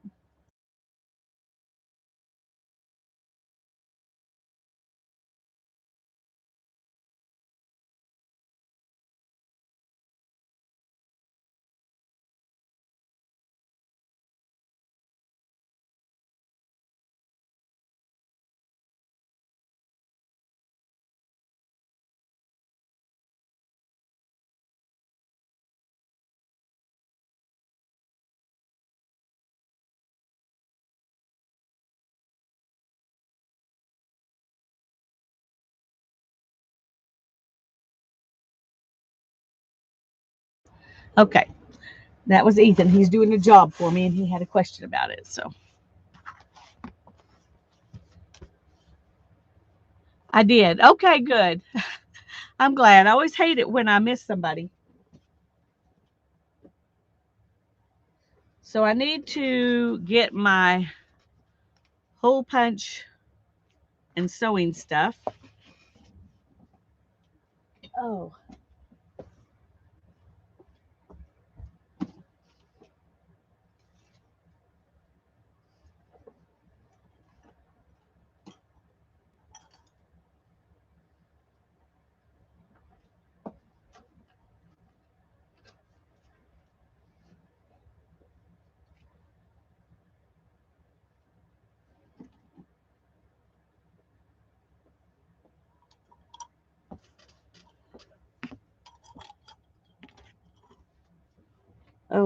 I think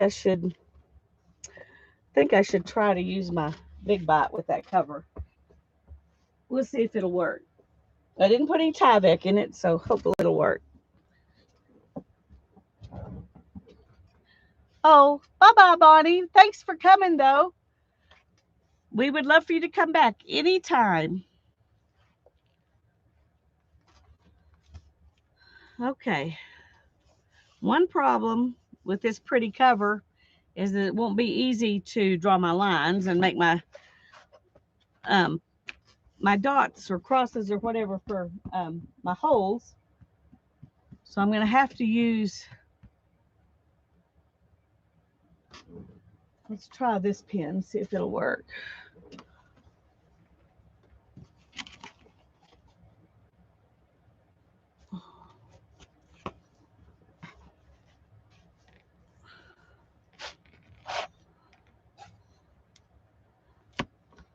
Okay. I'm going to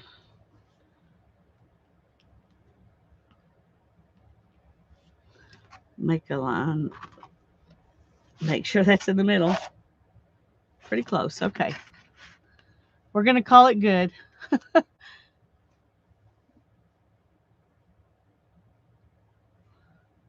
Okay.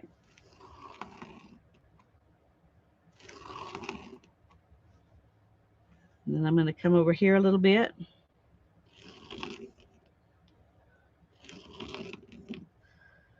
Well,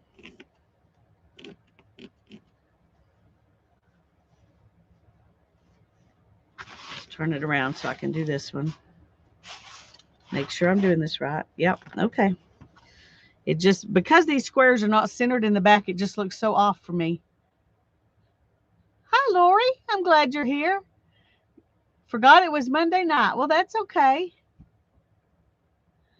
I was listening to a Bible verse and I'm beginning to think I'm slothful. Sometimes I just stare at the screen for up to an hour, zoning out, but enjoying the company.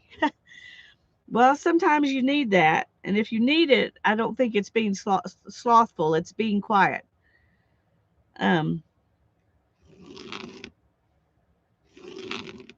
I think that is, that's my interpretation. Not everybody would agree with me, maybe, though. Okay. Now then, let's find the middle.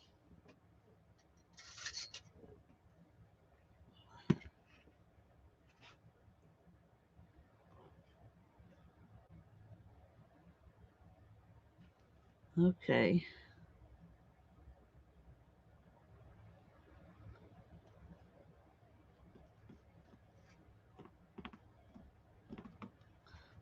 Here's the middle. And let's go right up here to 3.5.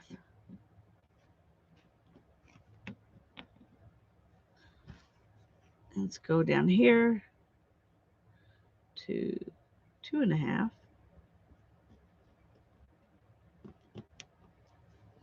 Oh, no. No, I do want 3.5. Okay, forget I did that one. Forget I did that one.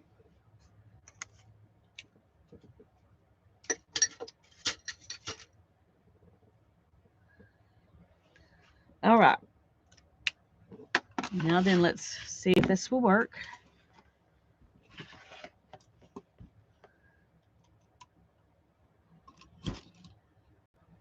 Okay.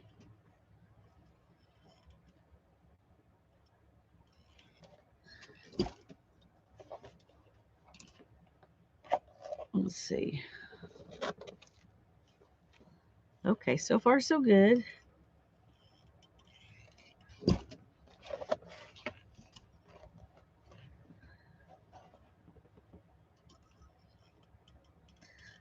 I'm twisting this around after I get it done because it's fabric, and sometimes that makes the hole work better.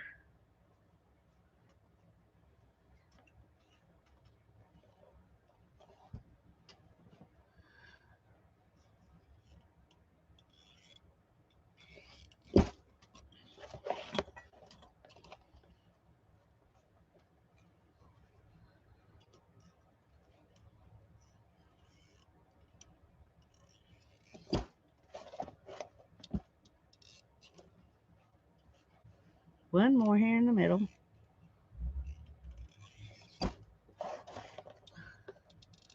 Oh, that's okay, Julie. Welcome back.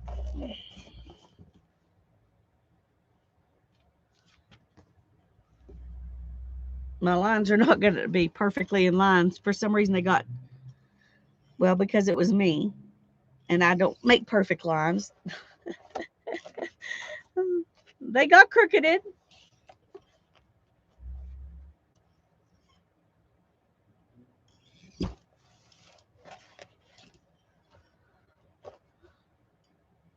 Okay.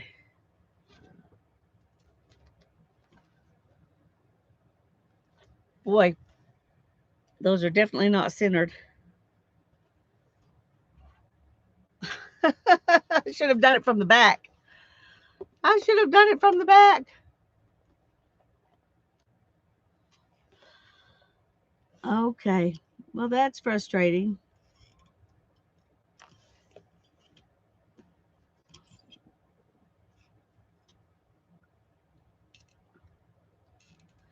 Hmm. Got gummed up. I don't know if this is leftover from the time I used that double-sided tape, which turned out to be a really bad idea. I think it is. Okay. All right, one more.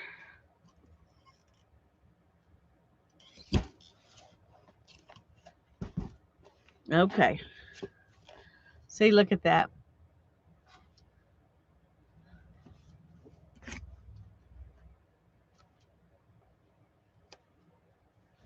Well, maybe we will take advantage of that and we will put a pocket in the front or something since we've got extra space in the front. Um, I don't know. Just thinking.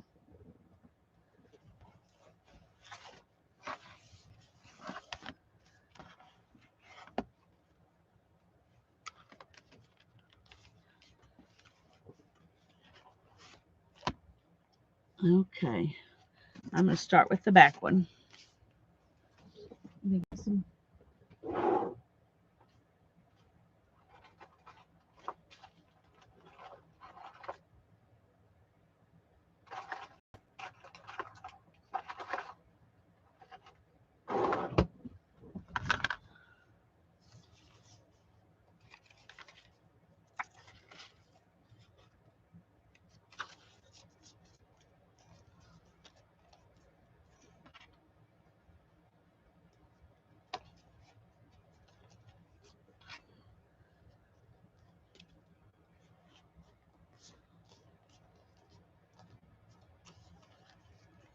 Okay.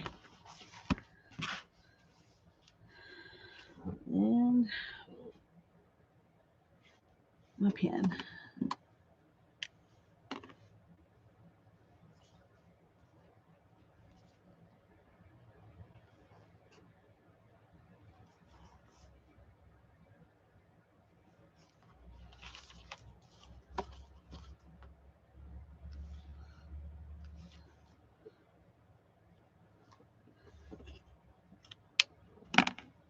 Alrighty.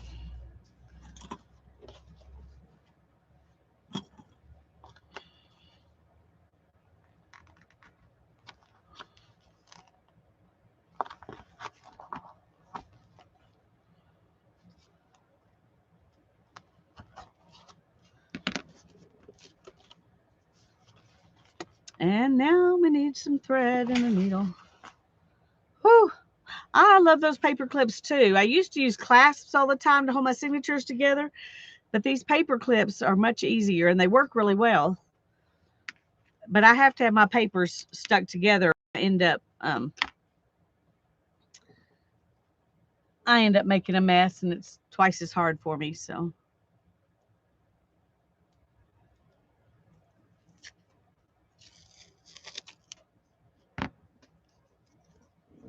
okay.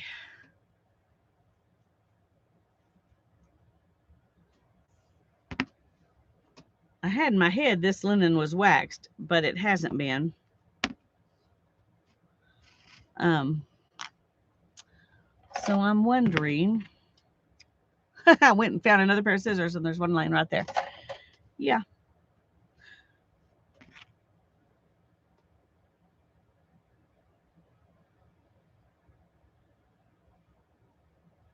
I'm wondering if I should go ahead and wax it first. It's very strong thread, so I know it'll work fine. I just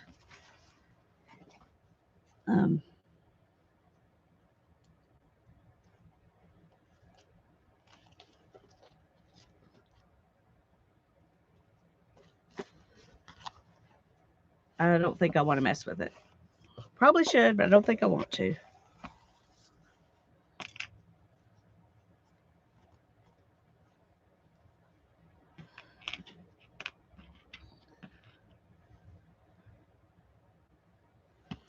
Okay, and then we're going to come back in here.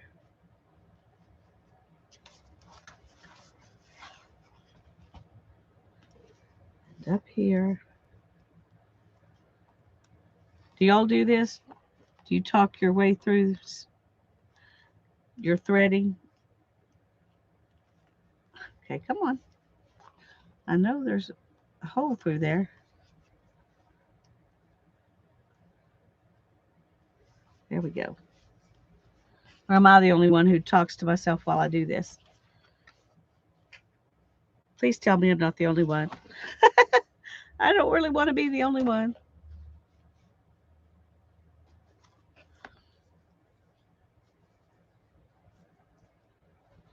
Okay.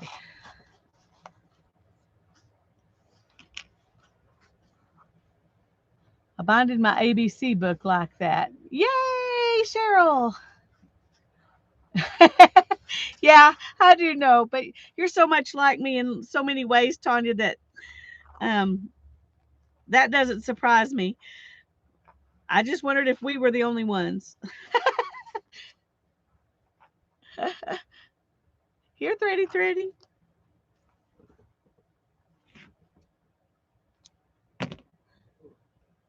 Okay. I don't usually use thread this thin either, but I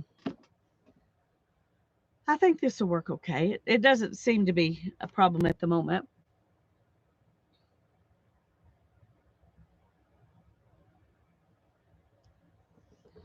Okay, let's take these.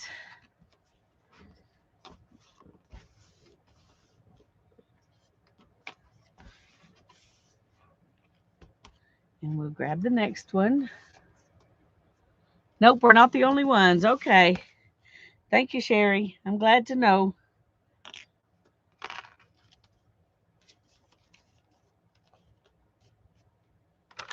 Okay.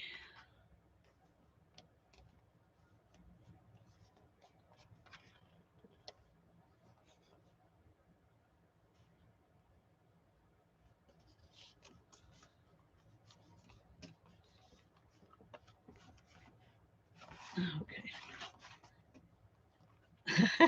Oh, dear. Oh, dear. I did it. I put it in upside down.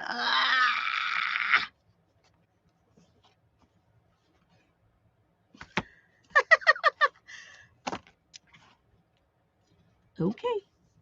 Well, you know what has to happen? Because I don't want it upside down.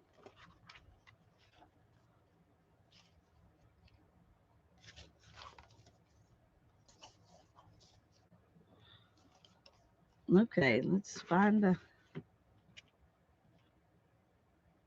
needle.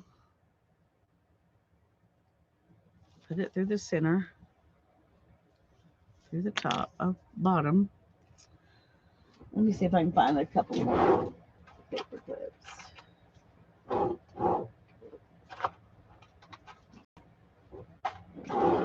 Okay.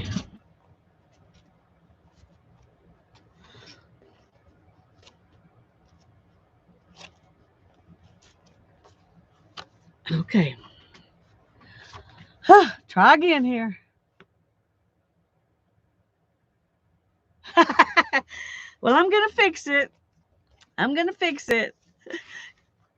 Yeah, Brittany told me I could send her all the upside down page journals I want. She's very generous that way. Thank you. But I think I want to keep this one. So I'm going to do it again. Okay. And I don't guess it really matters, to be honest. If I had done them all the way that one was, I could just decorate the book from the other direction. But I didn't think about that at the time. Got to hold your mouth right. That's right.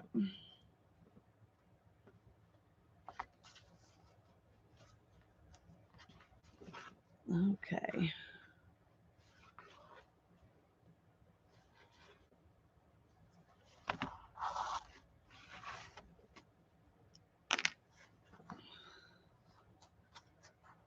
Here we are, round 2.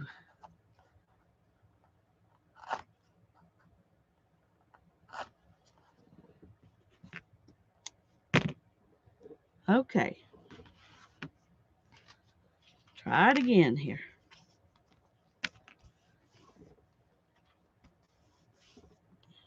I always do the back one first because for me it's easier to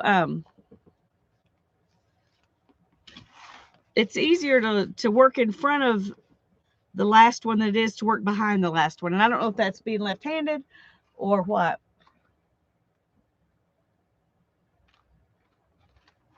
That's true, Cheryl, and I'm very proud of myself for that because it doesn't normally work that way for me.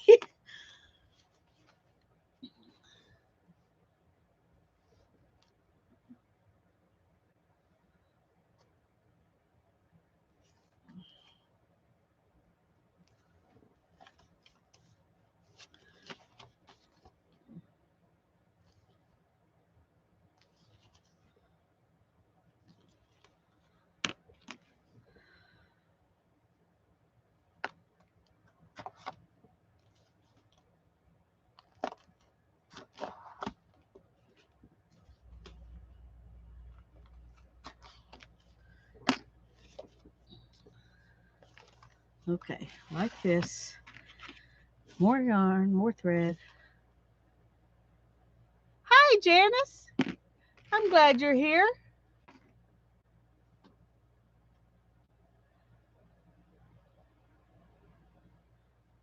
We all have our own way of making journals, and don't compare yourself to anyone else. I can't remember who said it, but they say comparison is the thief to joy, and it has stolen my joy at times. And so I'm telling you from personal experience that it when you think somebody else does better than you, it does steal your joy. And you're not right. They're just either in a different place than you are, or they have a different style than you do.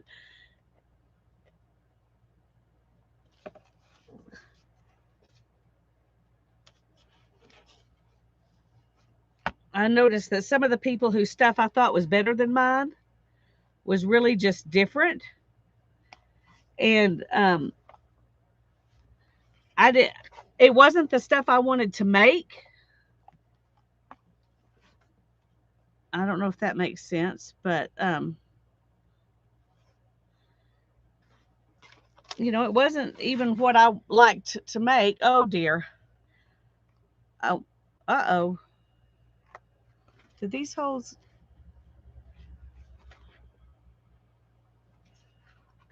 Oh dear, these 2 holes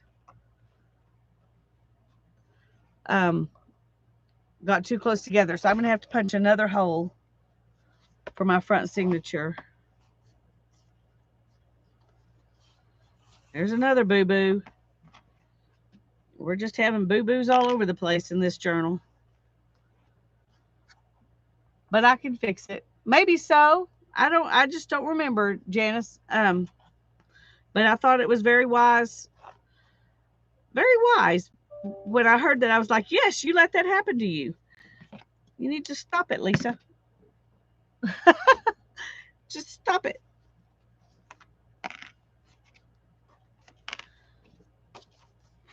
Okay.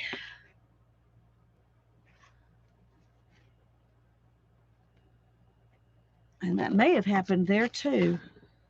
So we may fix this by, yeah, see, this one tore through and this one tore through. That one didn't. But I'm just going to do a whole new set. I'm going to cover this up anyway, so it's okay. But I'm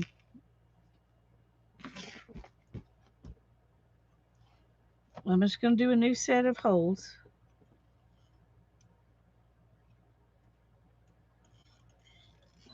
And hope for the best.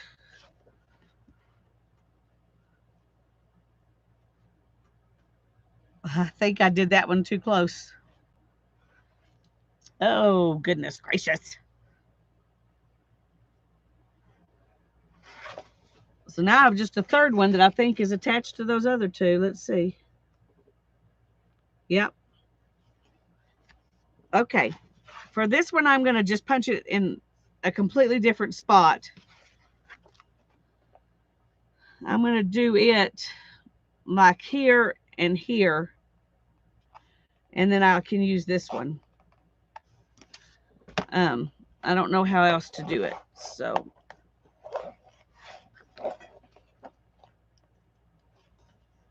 let's go down some. We'll be on the same line.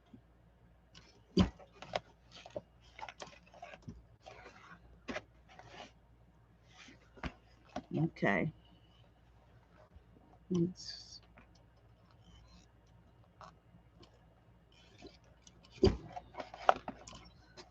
Okay. One good thing about doing each one separately is that I can do that. And the center hole doesn't have to be centered. It's okay.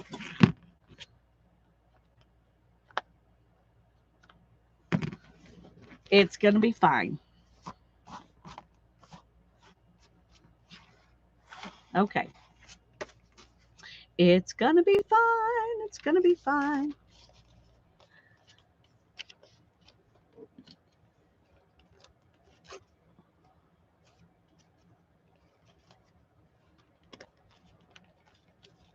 Hi, Mary. I'm glad you're here.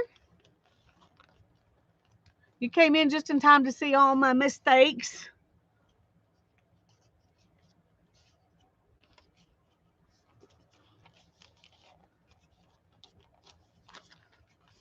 All my mistakes.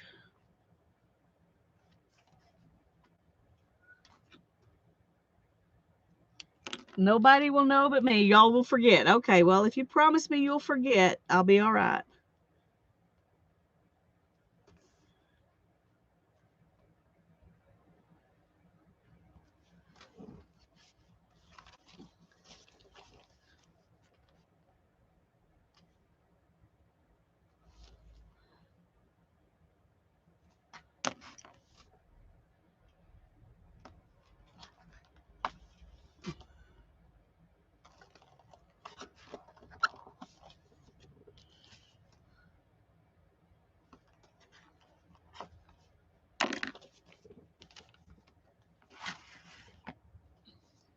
Okay. Needle. There it is. And thread.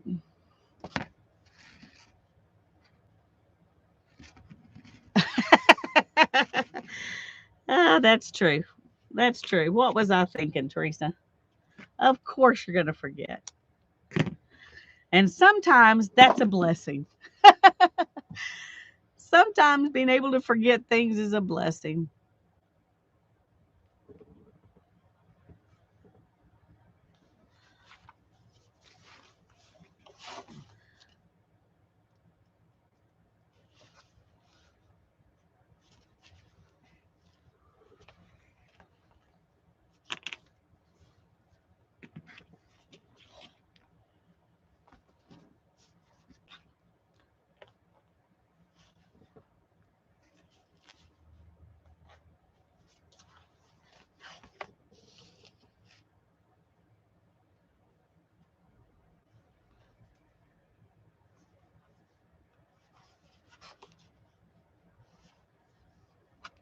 Uh-oh.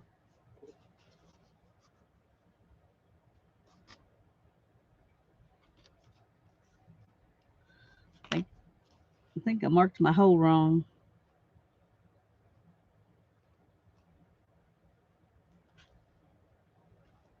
Yep. Okay. That's all right.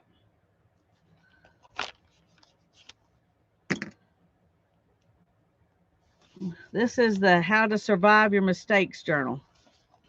I'm going to rename it. The How to Survive Your Mistakes journal.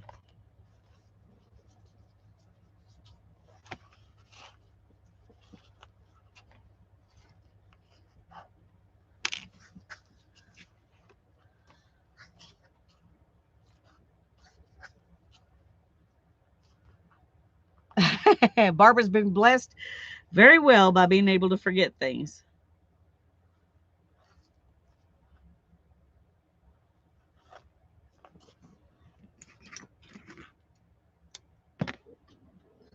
Okay.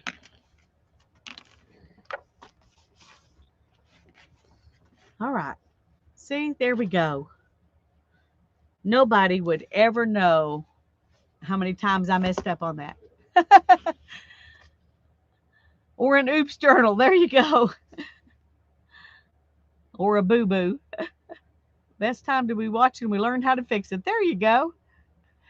The Wreck It Dana journal. I don't want to wreck it, Dana. I want to fix it. The Fix It Dana journal. The Dana Fix It journal.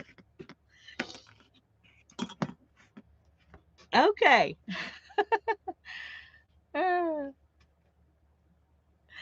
It is going to be a nice journal. This is the journal out of all the goodies that Dana sent me. And the pages are now all right side up. So we need to decorate the front. And I had some stuff I wanted to use. Oh dear me. One more mistake. I forgot to make my place for my spine jewelry. Okay. Well, I'm going to go right between these two since we know that that I'm off center. Okay. We're just going to fix it. We're going to put a place for our spine jewelry.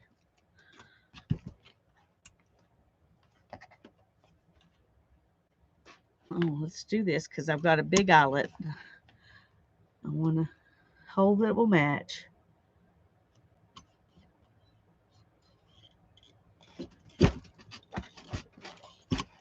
Okay. Now let me get an eyelet because I wasn't prepared.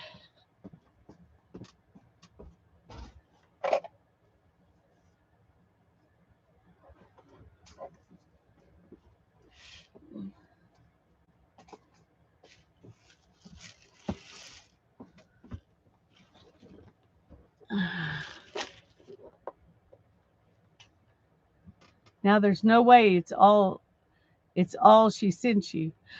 No. A few things she didn't send, and there's no way I'm going to get everything she sent me in the book. But let's find the metal that will match that the best. So it's not everything she sent, and it's not everything is not what she sent because I wanted some plain papers, and she just sent pretty paper. She didn't send plain paper, which is perfectly fine. But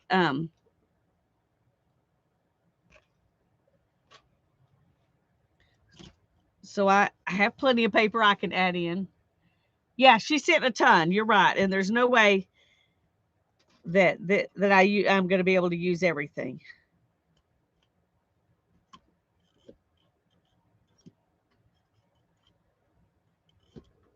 Okay.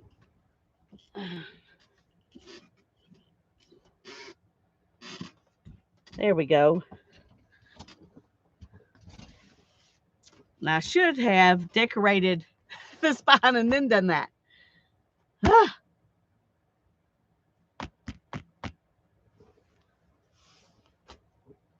Okay, I'm not going to put this on for now because I want to be able to work in it easier. Well, I guess I could, because we can always just flip it up here. That's the cool thing about this kind of spine jewelry. Okay.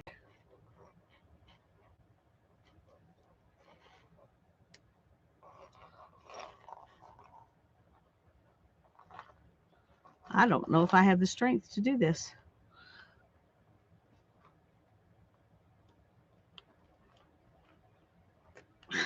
How do you open it, Dana? Oh.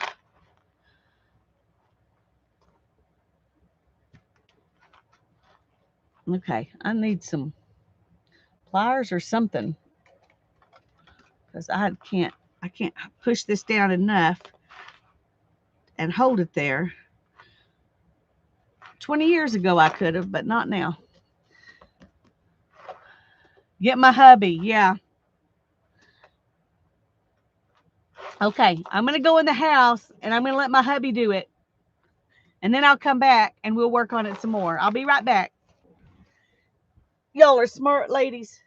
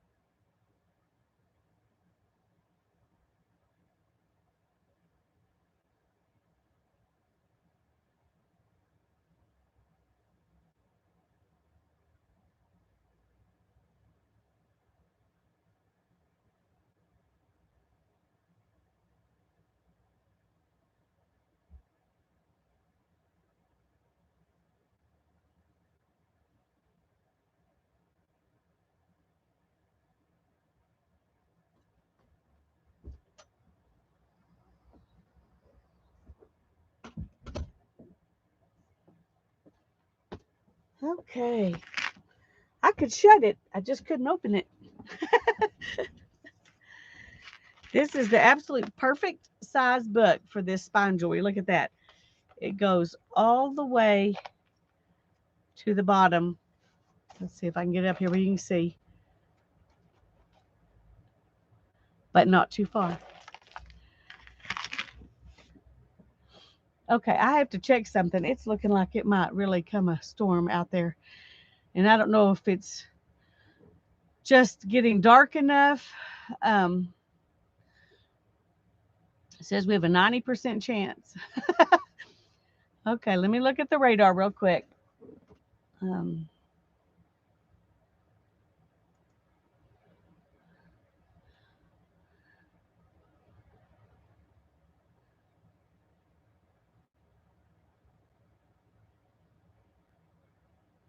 That's so funny. Right over the top of me, it looks like a thunderstorm. But on the radar, it doesn't show anything right over the top of me. There's stuff to the east and stuff to the west. Okay, well, we're going to not worry about it. We're just going to keep going. I hope we do too. We got a 1/2 inch last night. That was wonderful. We'll take every 1/2 inch we can get.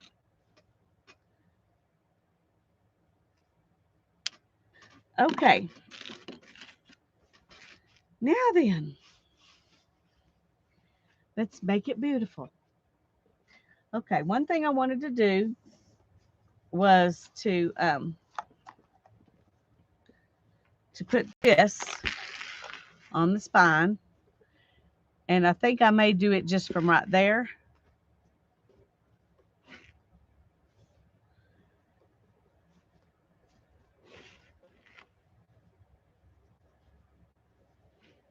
Let's see.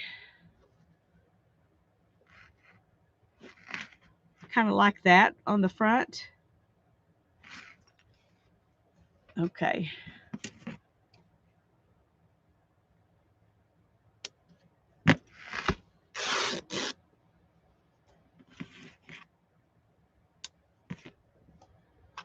This is some of the fabric that she sent me, the doily, napkin. And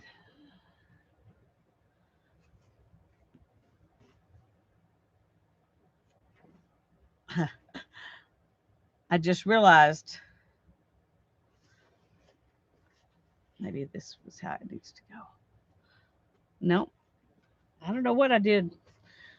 I don't know what I did, but we're gonna do it again here. Okay, put that there.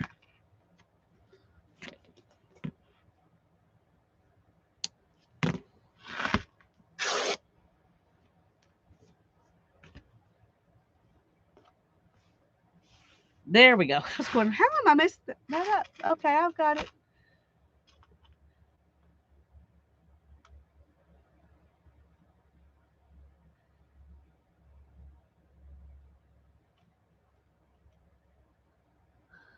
Well, I was gonna say, I hope he's getting enough rest.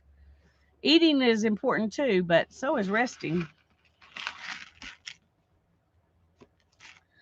And I'm going to take it longer in the back because I want to keep all of that detail. And I'm probably not going to do as much decorating in the back, so it'll be okay.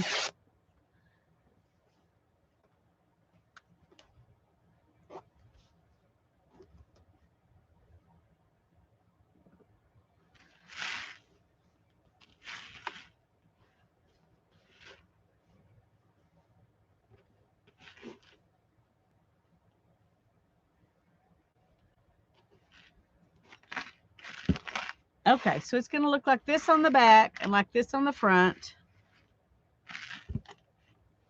and that on the spine.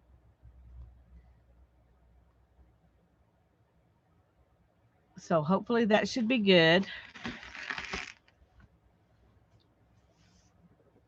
But I want this to be on top of, if in case the collage scoots over here. So I'm just going to leave it sitting there. I'm not going to glue it down yet.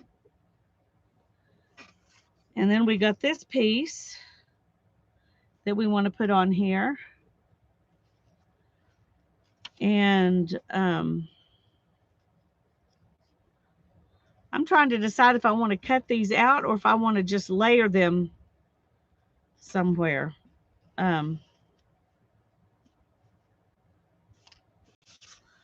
Maybe just put a couple of them above that.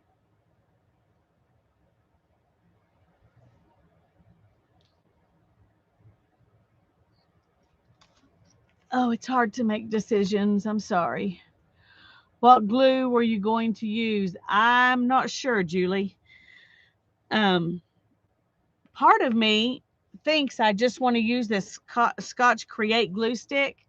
It glues fabric really, really well. Um, and it doesn't seem to go through uh,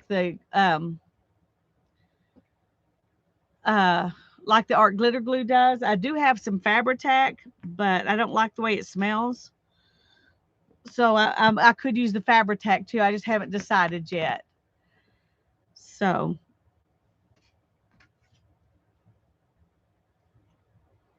I do want this like that.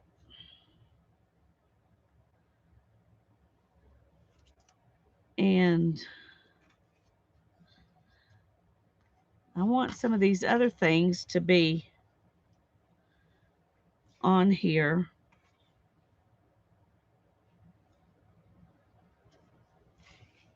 As well. Oh, bye-bye, Mary. Have a good night.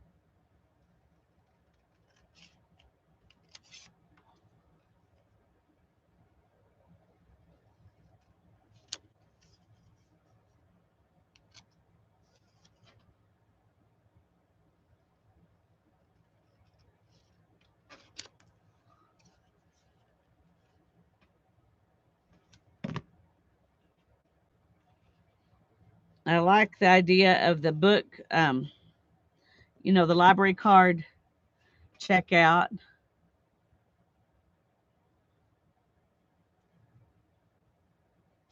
And I kind of like this. I mean, I do like it. I just don't know for sure where I would want to put it. But I do want, I like the more green, and that was one reason I wanted to use some of these butterflies, was because of the green.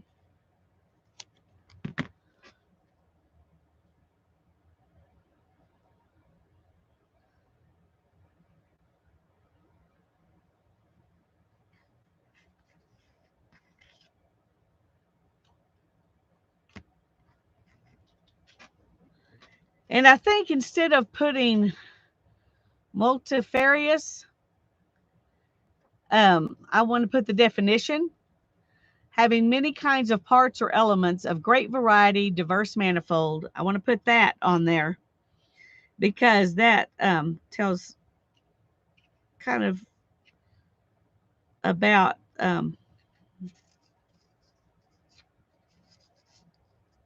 this book.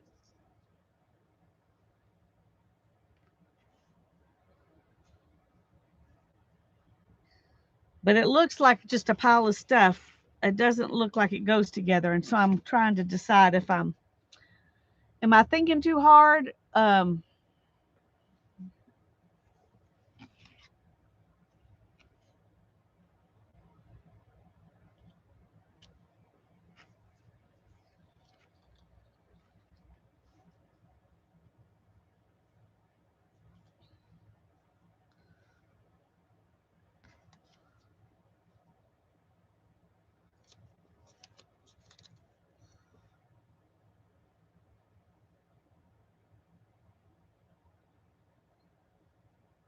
Okay, I kind of like that. Adding those flowers in there made a big difference.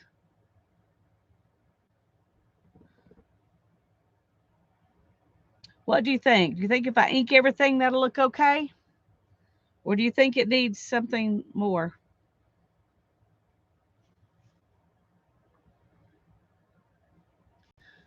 I like that it looks like it just got piled there.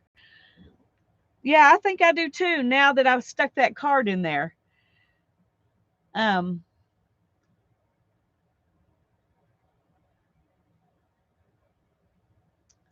Something reddish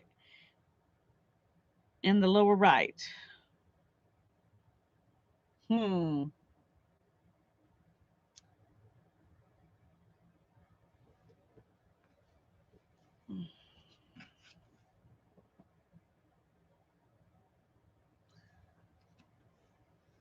All right, let me look around. See what other goodies I have that I could find that would fit that bill.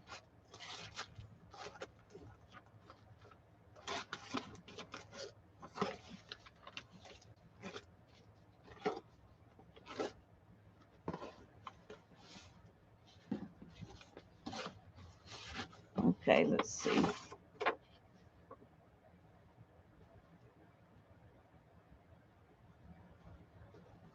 The other flower card. Let me look at it. I was thinking it might be not be the right colors, but let me get it out and look at it. I think this is the right package. A metal embellishment. Ooh.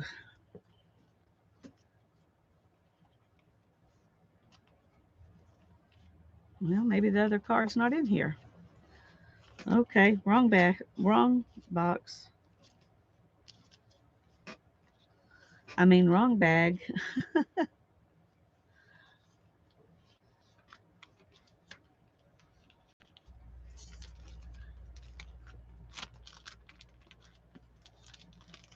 Okay.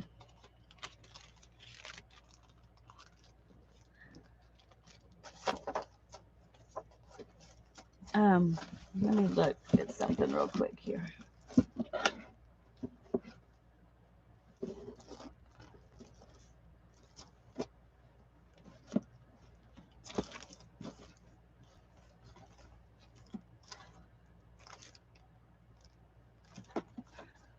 Okay, just give me a second. Or a big word.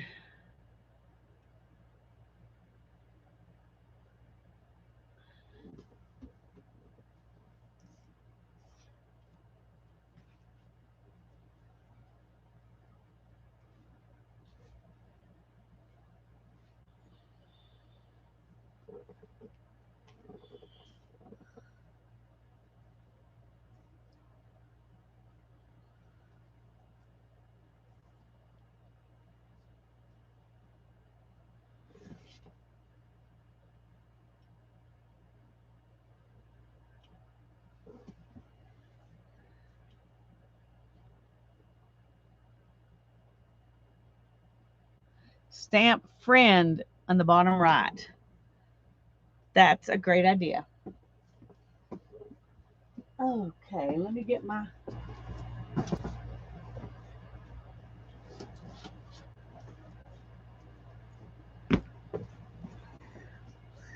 We'll do it in red. That'll be fun.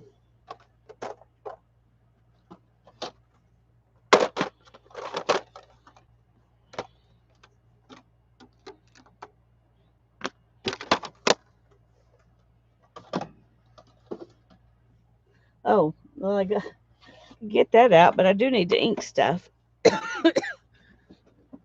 Okay. And I'm going to I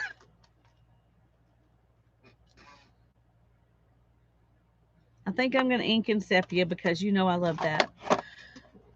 It's hard for me to choose something else when that's available.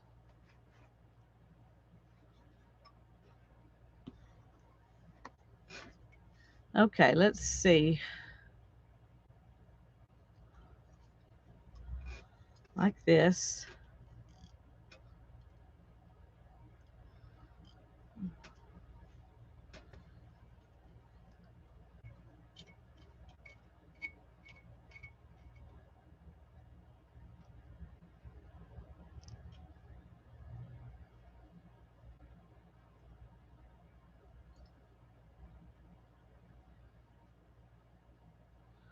Okay.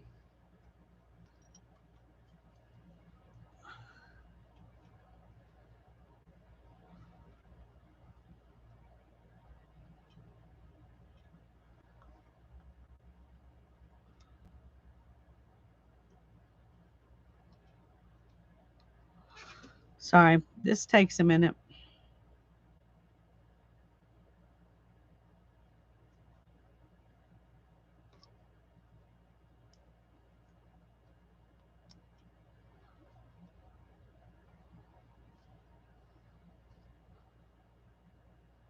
No, go back.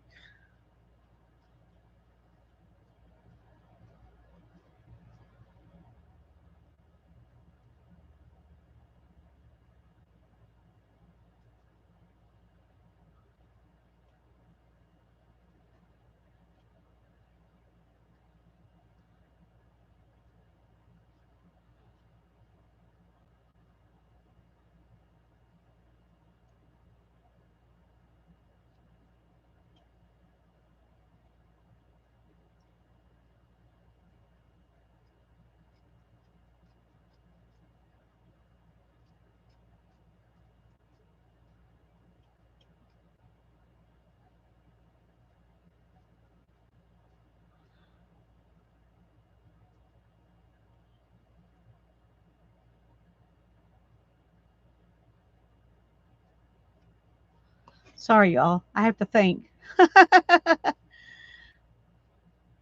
I'm spelling backwards, so.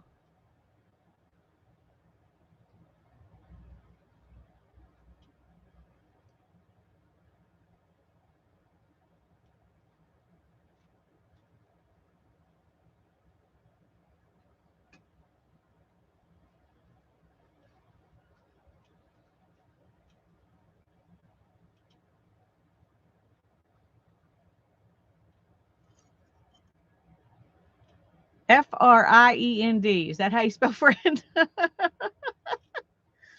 Oh, dear Lisa.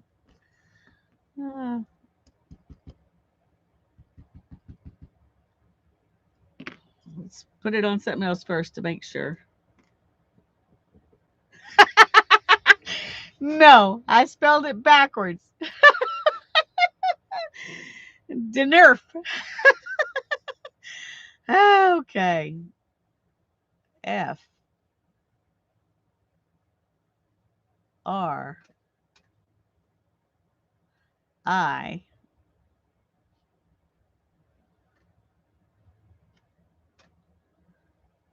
E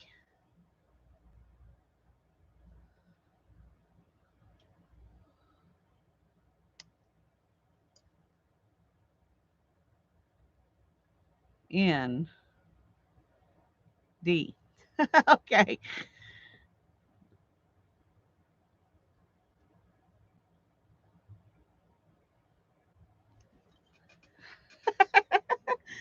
Oh, dear.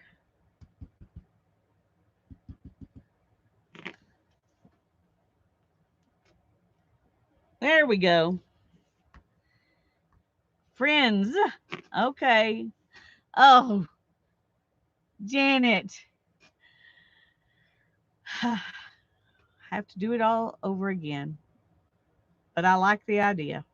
So we're going to.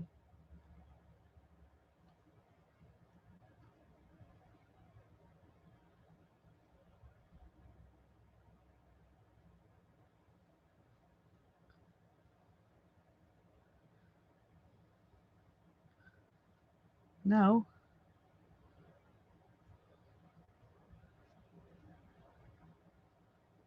F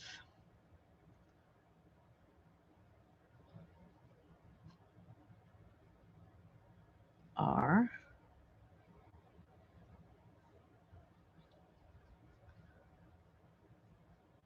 I E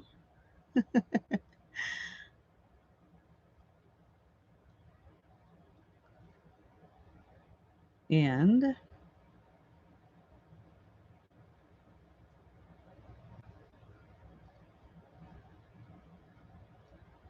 D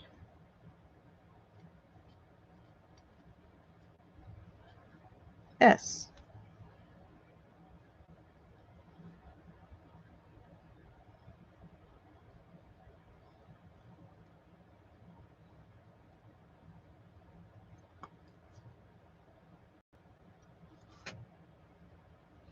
Okay.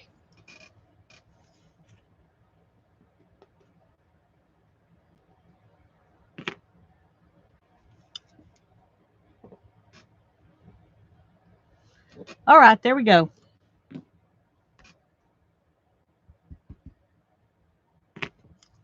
And I'm going to put it right here.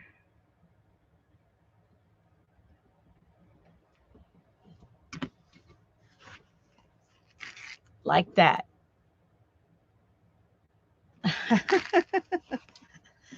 Okay. Now I'm going to make a line where things need to be behind.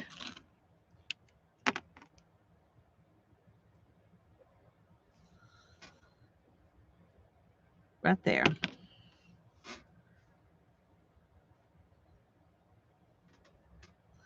Okay. Whew. Now to ink everything.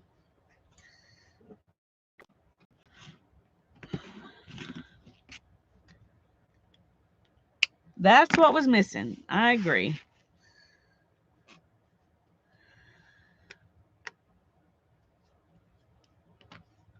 I think I want this torn. I don't know if that'll work or not, but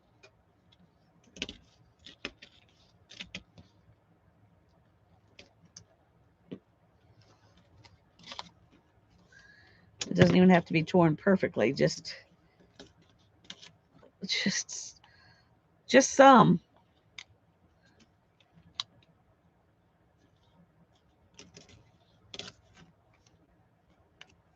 Okay.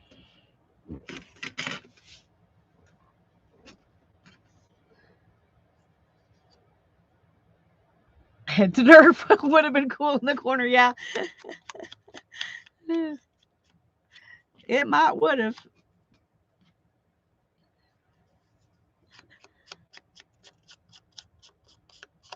Y'all are wearing me out.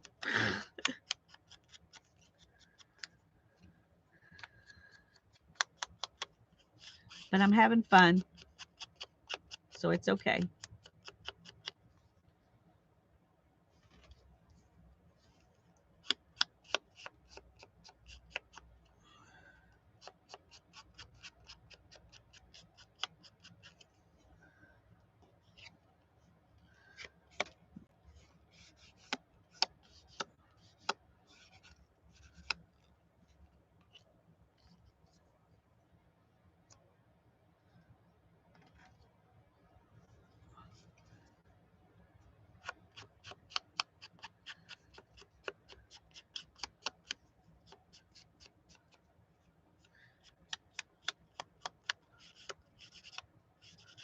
Well, this will be a little grungy.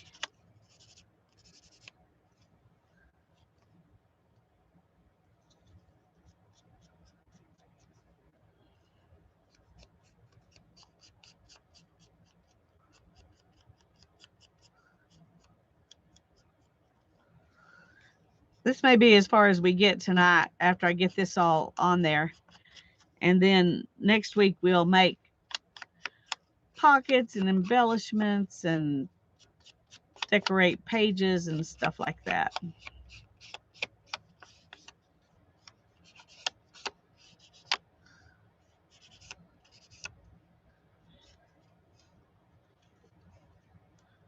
Oh, good night, Cheryl. Oh, I thought you were going. I thought you were going. Yes, I hope I sleep good tonight.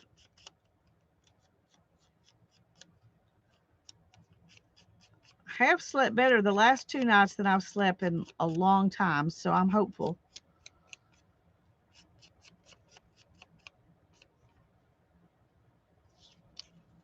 Okay, now this one.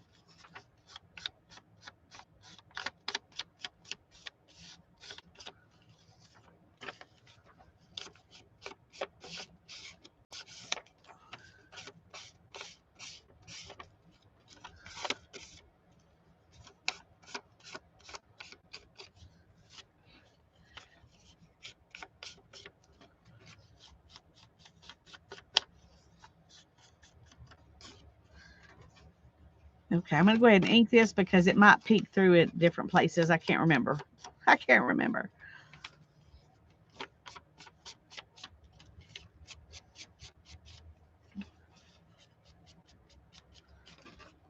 Okay. Now we're going to glue everything on. I'm going to start with this because that's kind of where that is kind of foundational to everything else. And I need, where did I put that magazine? Or catalog or whatever. I need a place to do my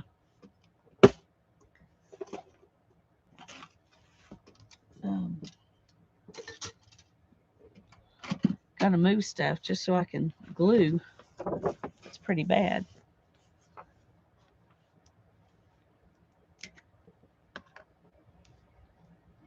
You're fortified enough to make really dumb jokes.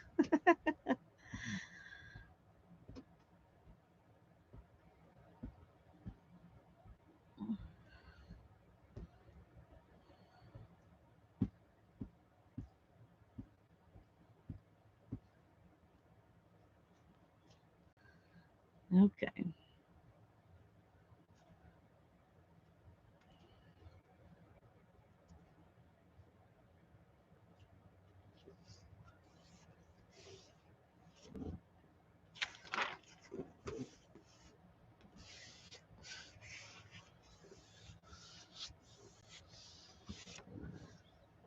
Okay.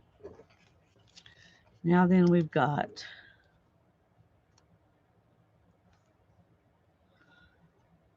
oh, let's put this up. I'll get something else out of the way here.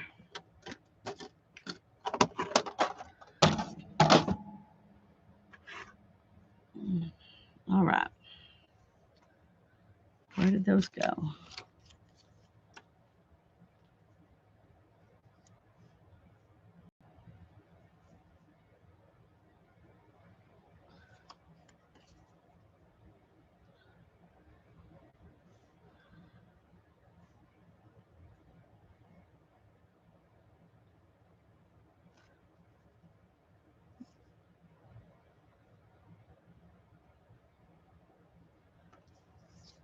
Okay.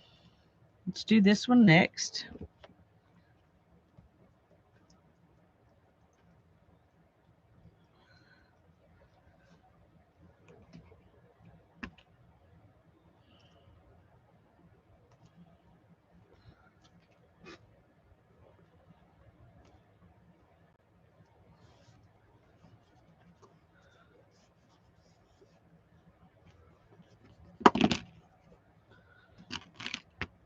Okay.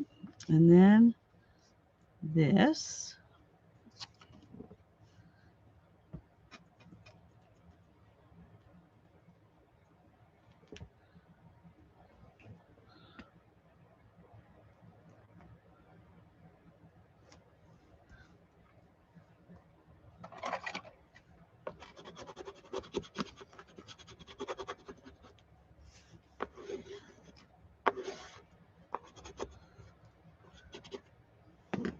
Okay.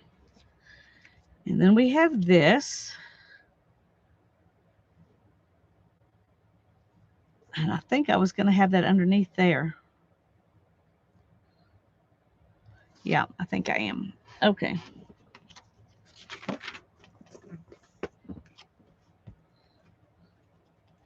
I do want it straight on, though.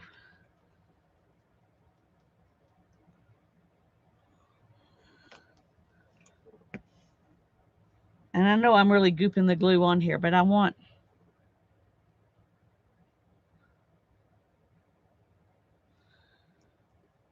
things to really stick down good.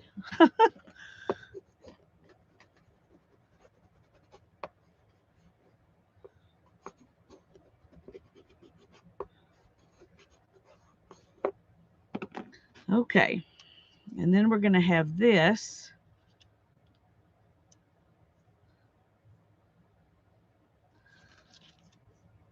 And is this going to go like that?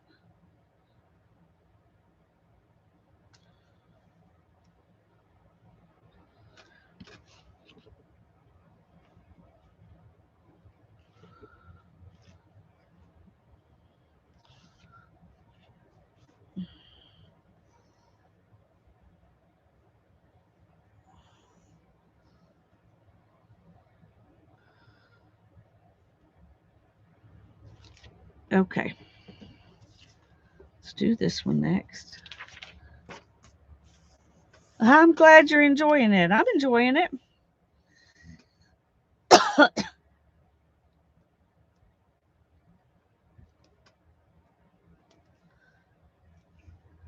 Got some lovely things to work with.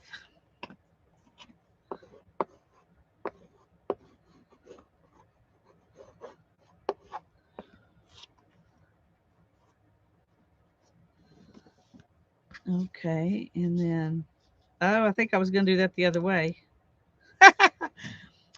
Okay, well, not now.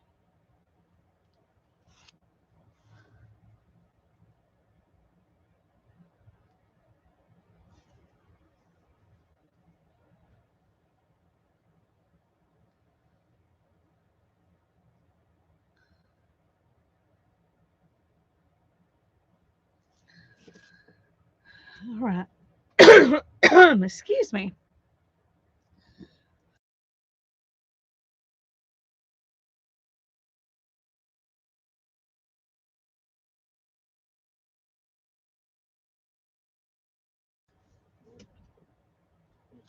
Oh dear. That's not a good place to set that. Right on top of the glue. Okay.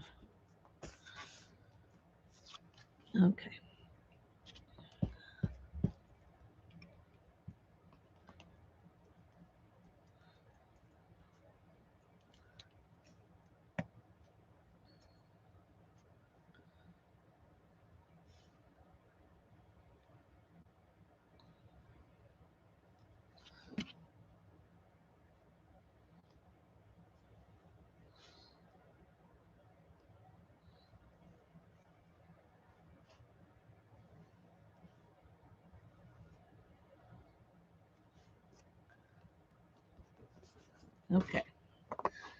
Everything's changing. That's just what happens to me.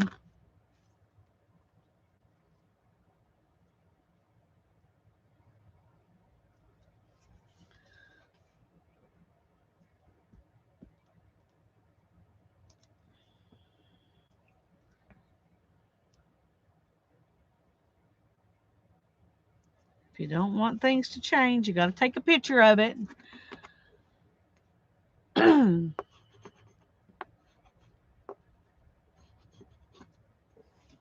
Okay.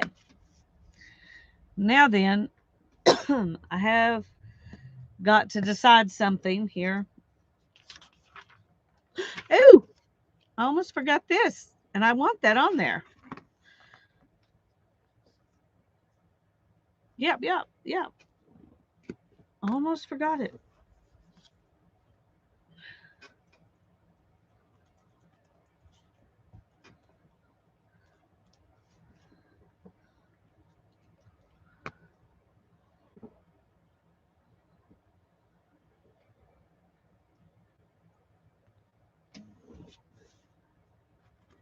Okay.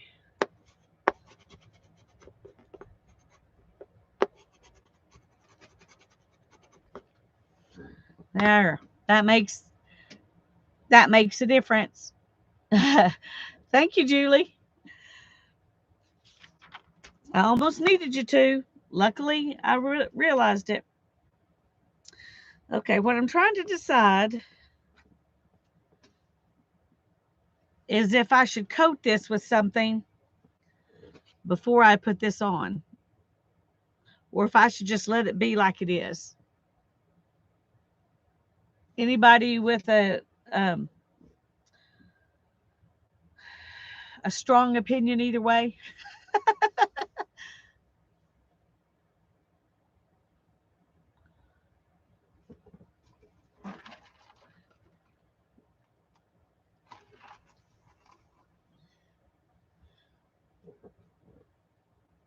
Well, that's exactly what I wanted to hear, Tanya. Tanya says, let it be. Janet says, coat it for protection. The two people I can count, no, I can count on a lot more of you for wisdom too, but um, I don't think they will peel off. Um, there might be some wear.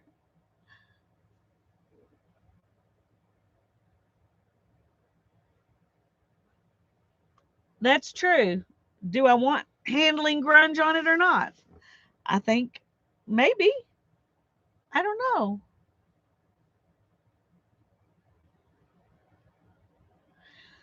I let me get this.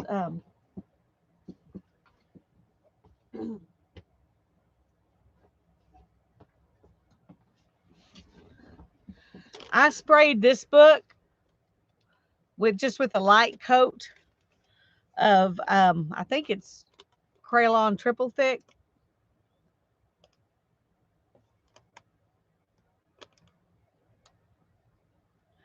Um,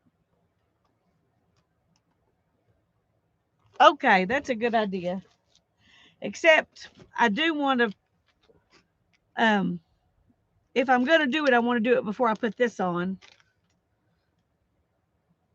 So I guess I just need to tuck this inside so I don't forget that's going to go on the spine.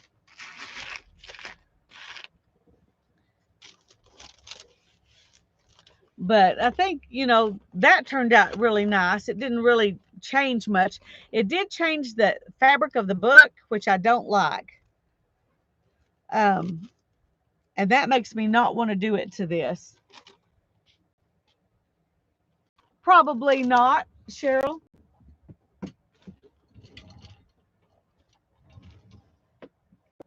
I mean, I'm not going to be carrying it around and working on it at the park and stuff like that. I'll probably work on it right here in front of y'all and then set it up and display it. And that'll be what I do with, that'll be it, you know, because that's kind of how I do.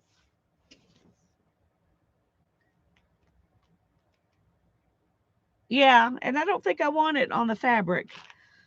So I think I am. I'm just going to leave it like this, and let's just go ahead and put this on now that we made that decision. Okay. I think I'll be happy with that. And then I will feel like I'll finish the cover if I go ahead and do this. And that's what I wanted to do. I could, but the things I've got to go over it with, I'm afraid might make it wrinkle or they would be ultra glossy.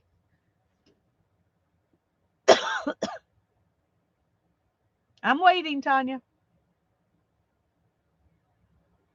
Wax it a little bit.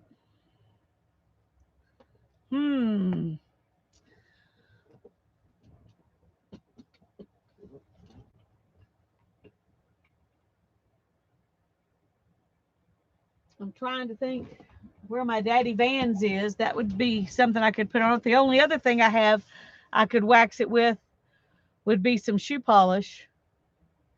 I have some clear natural shoe polish.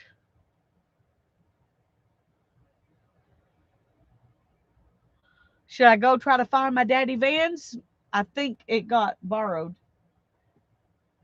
Or do you think the shoe polish would work? I think they're about the same viscosity. I don't want that thick of a wax. I've got some beeswax. If I can find it.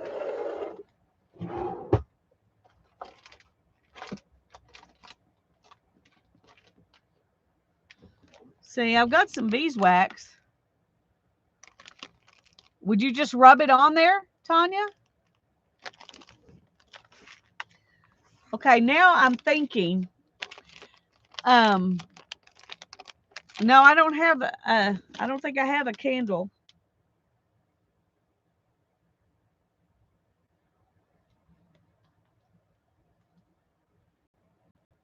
Not out here.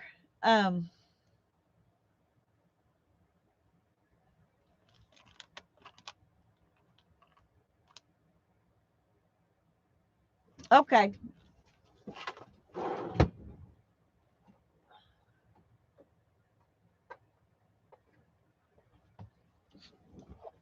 I don't know where the Daddy Vans is, so I'm just going to use the shoe polish because it won't be hard to use.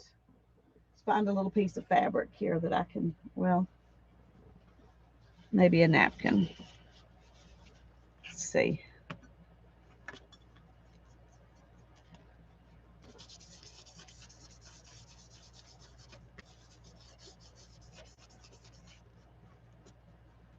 Smells good.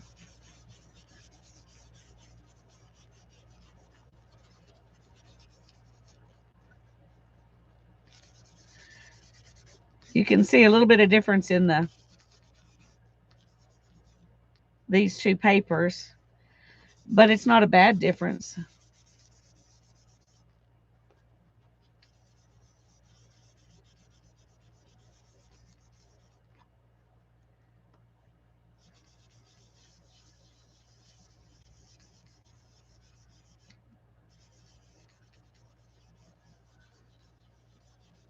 I'm just barely getting anything on here. Well, it's cleaning it.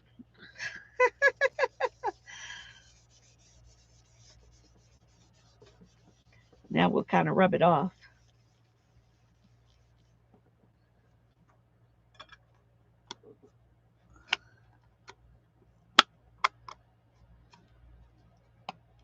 Well, I bought the neutral shoe polish to,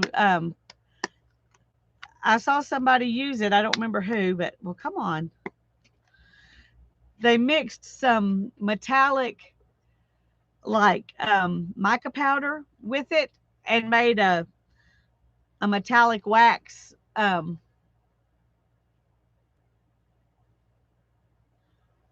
so that's why I bought it. And I did make some of that. I think I've used it once. Oh, yeah, it doesn't even feel waxy at all. Okay, that's good. Whew. Wax on, wax off. Karate Kid. Yep, yep. Okay, now we're going to do this.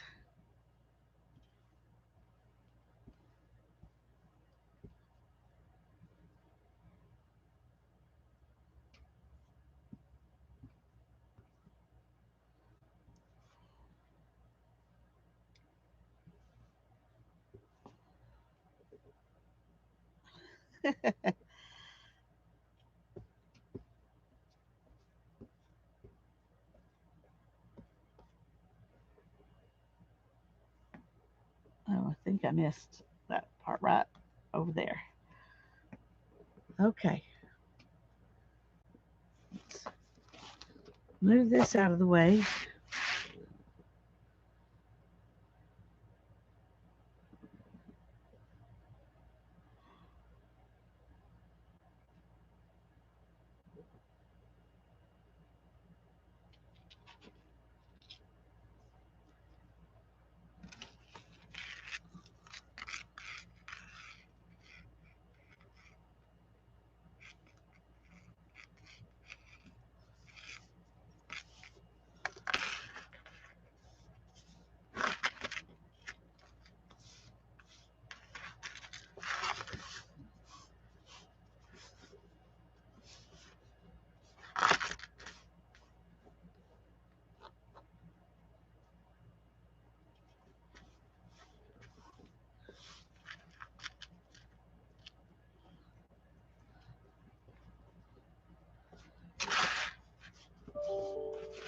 Okay.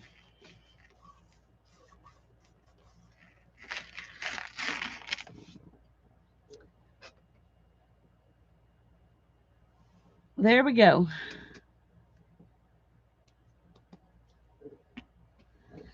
I like it. I like it, Mikey. I like it. Thank you, Dana. I'm having fun. I'm enjoying this very, very much. And we will work on the insides next time. Fabulous. Thank you, Tanya. Thank you, Julie. Oh. Oh, I'm so sorry you have a cold, Dana. That's no fun.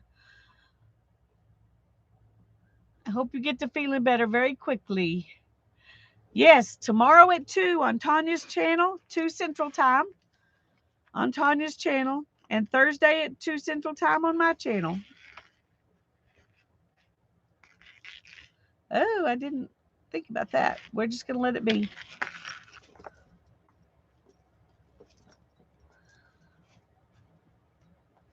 There it hangs off all blingy.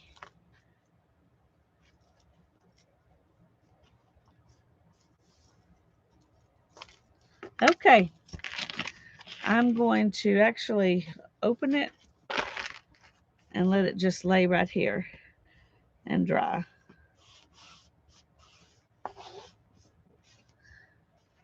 I probably should not have made this as long as this. No, I think I like it that long. It just might get messed up when it's standing up. So I did get a lot done tonight, and I'm very proud of that because I'm tired of not feeling like doing stuff. I'm going to put these things back in my box over here, and we'll work on it again next week. I like that it's an ongoing project, and I don't have to get it all done immediately. I can just keep working on it. God bless you all. Sleep well tonight. See you tomorrow at Tanya's. Let it be, let it be, let it be. That's right, Janice. Good night, all.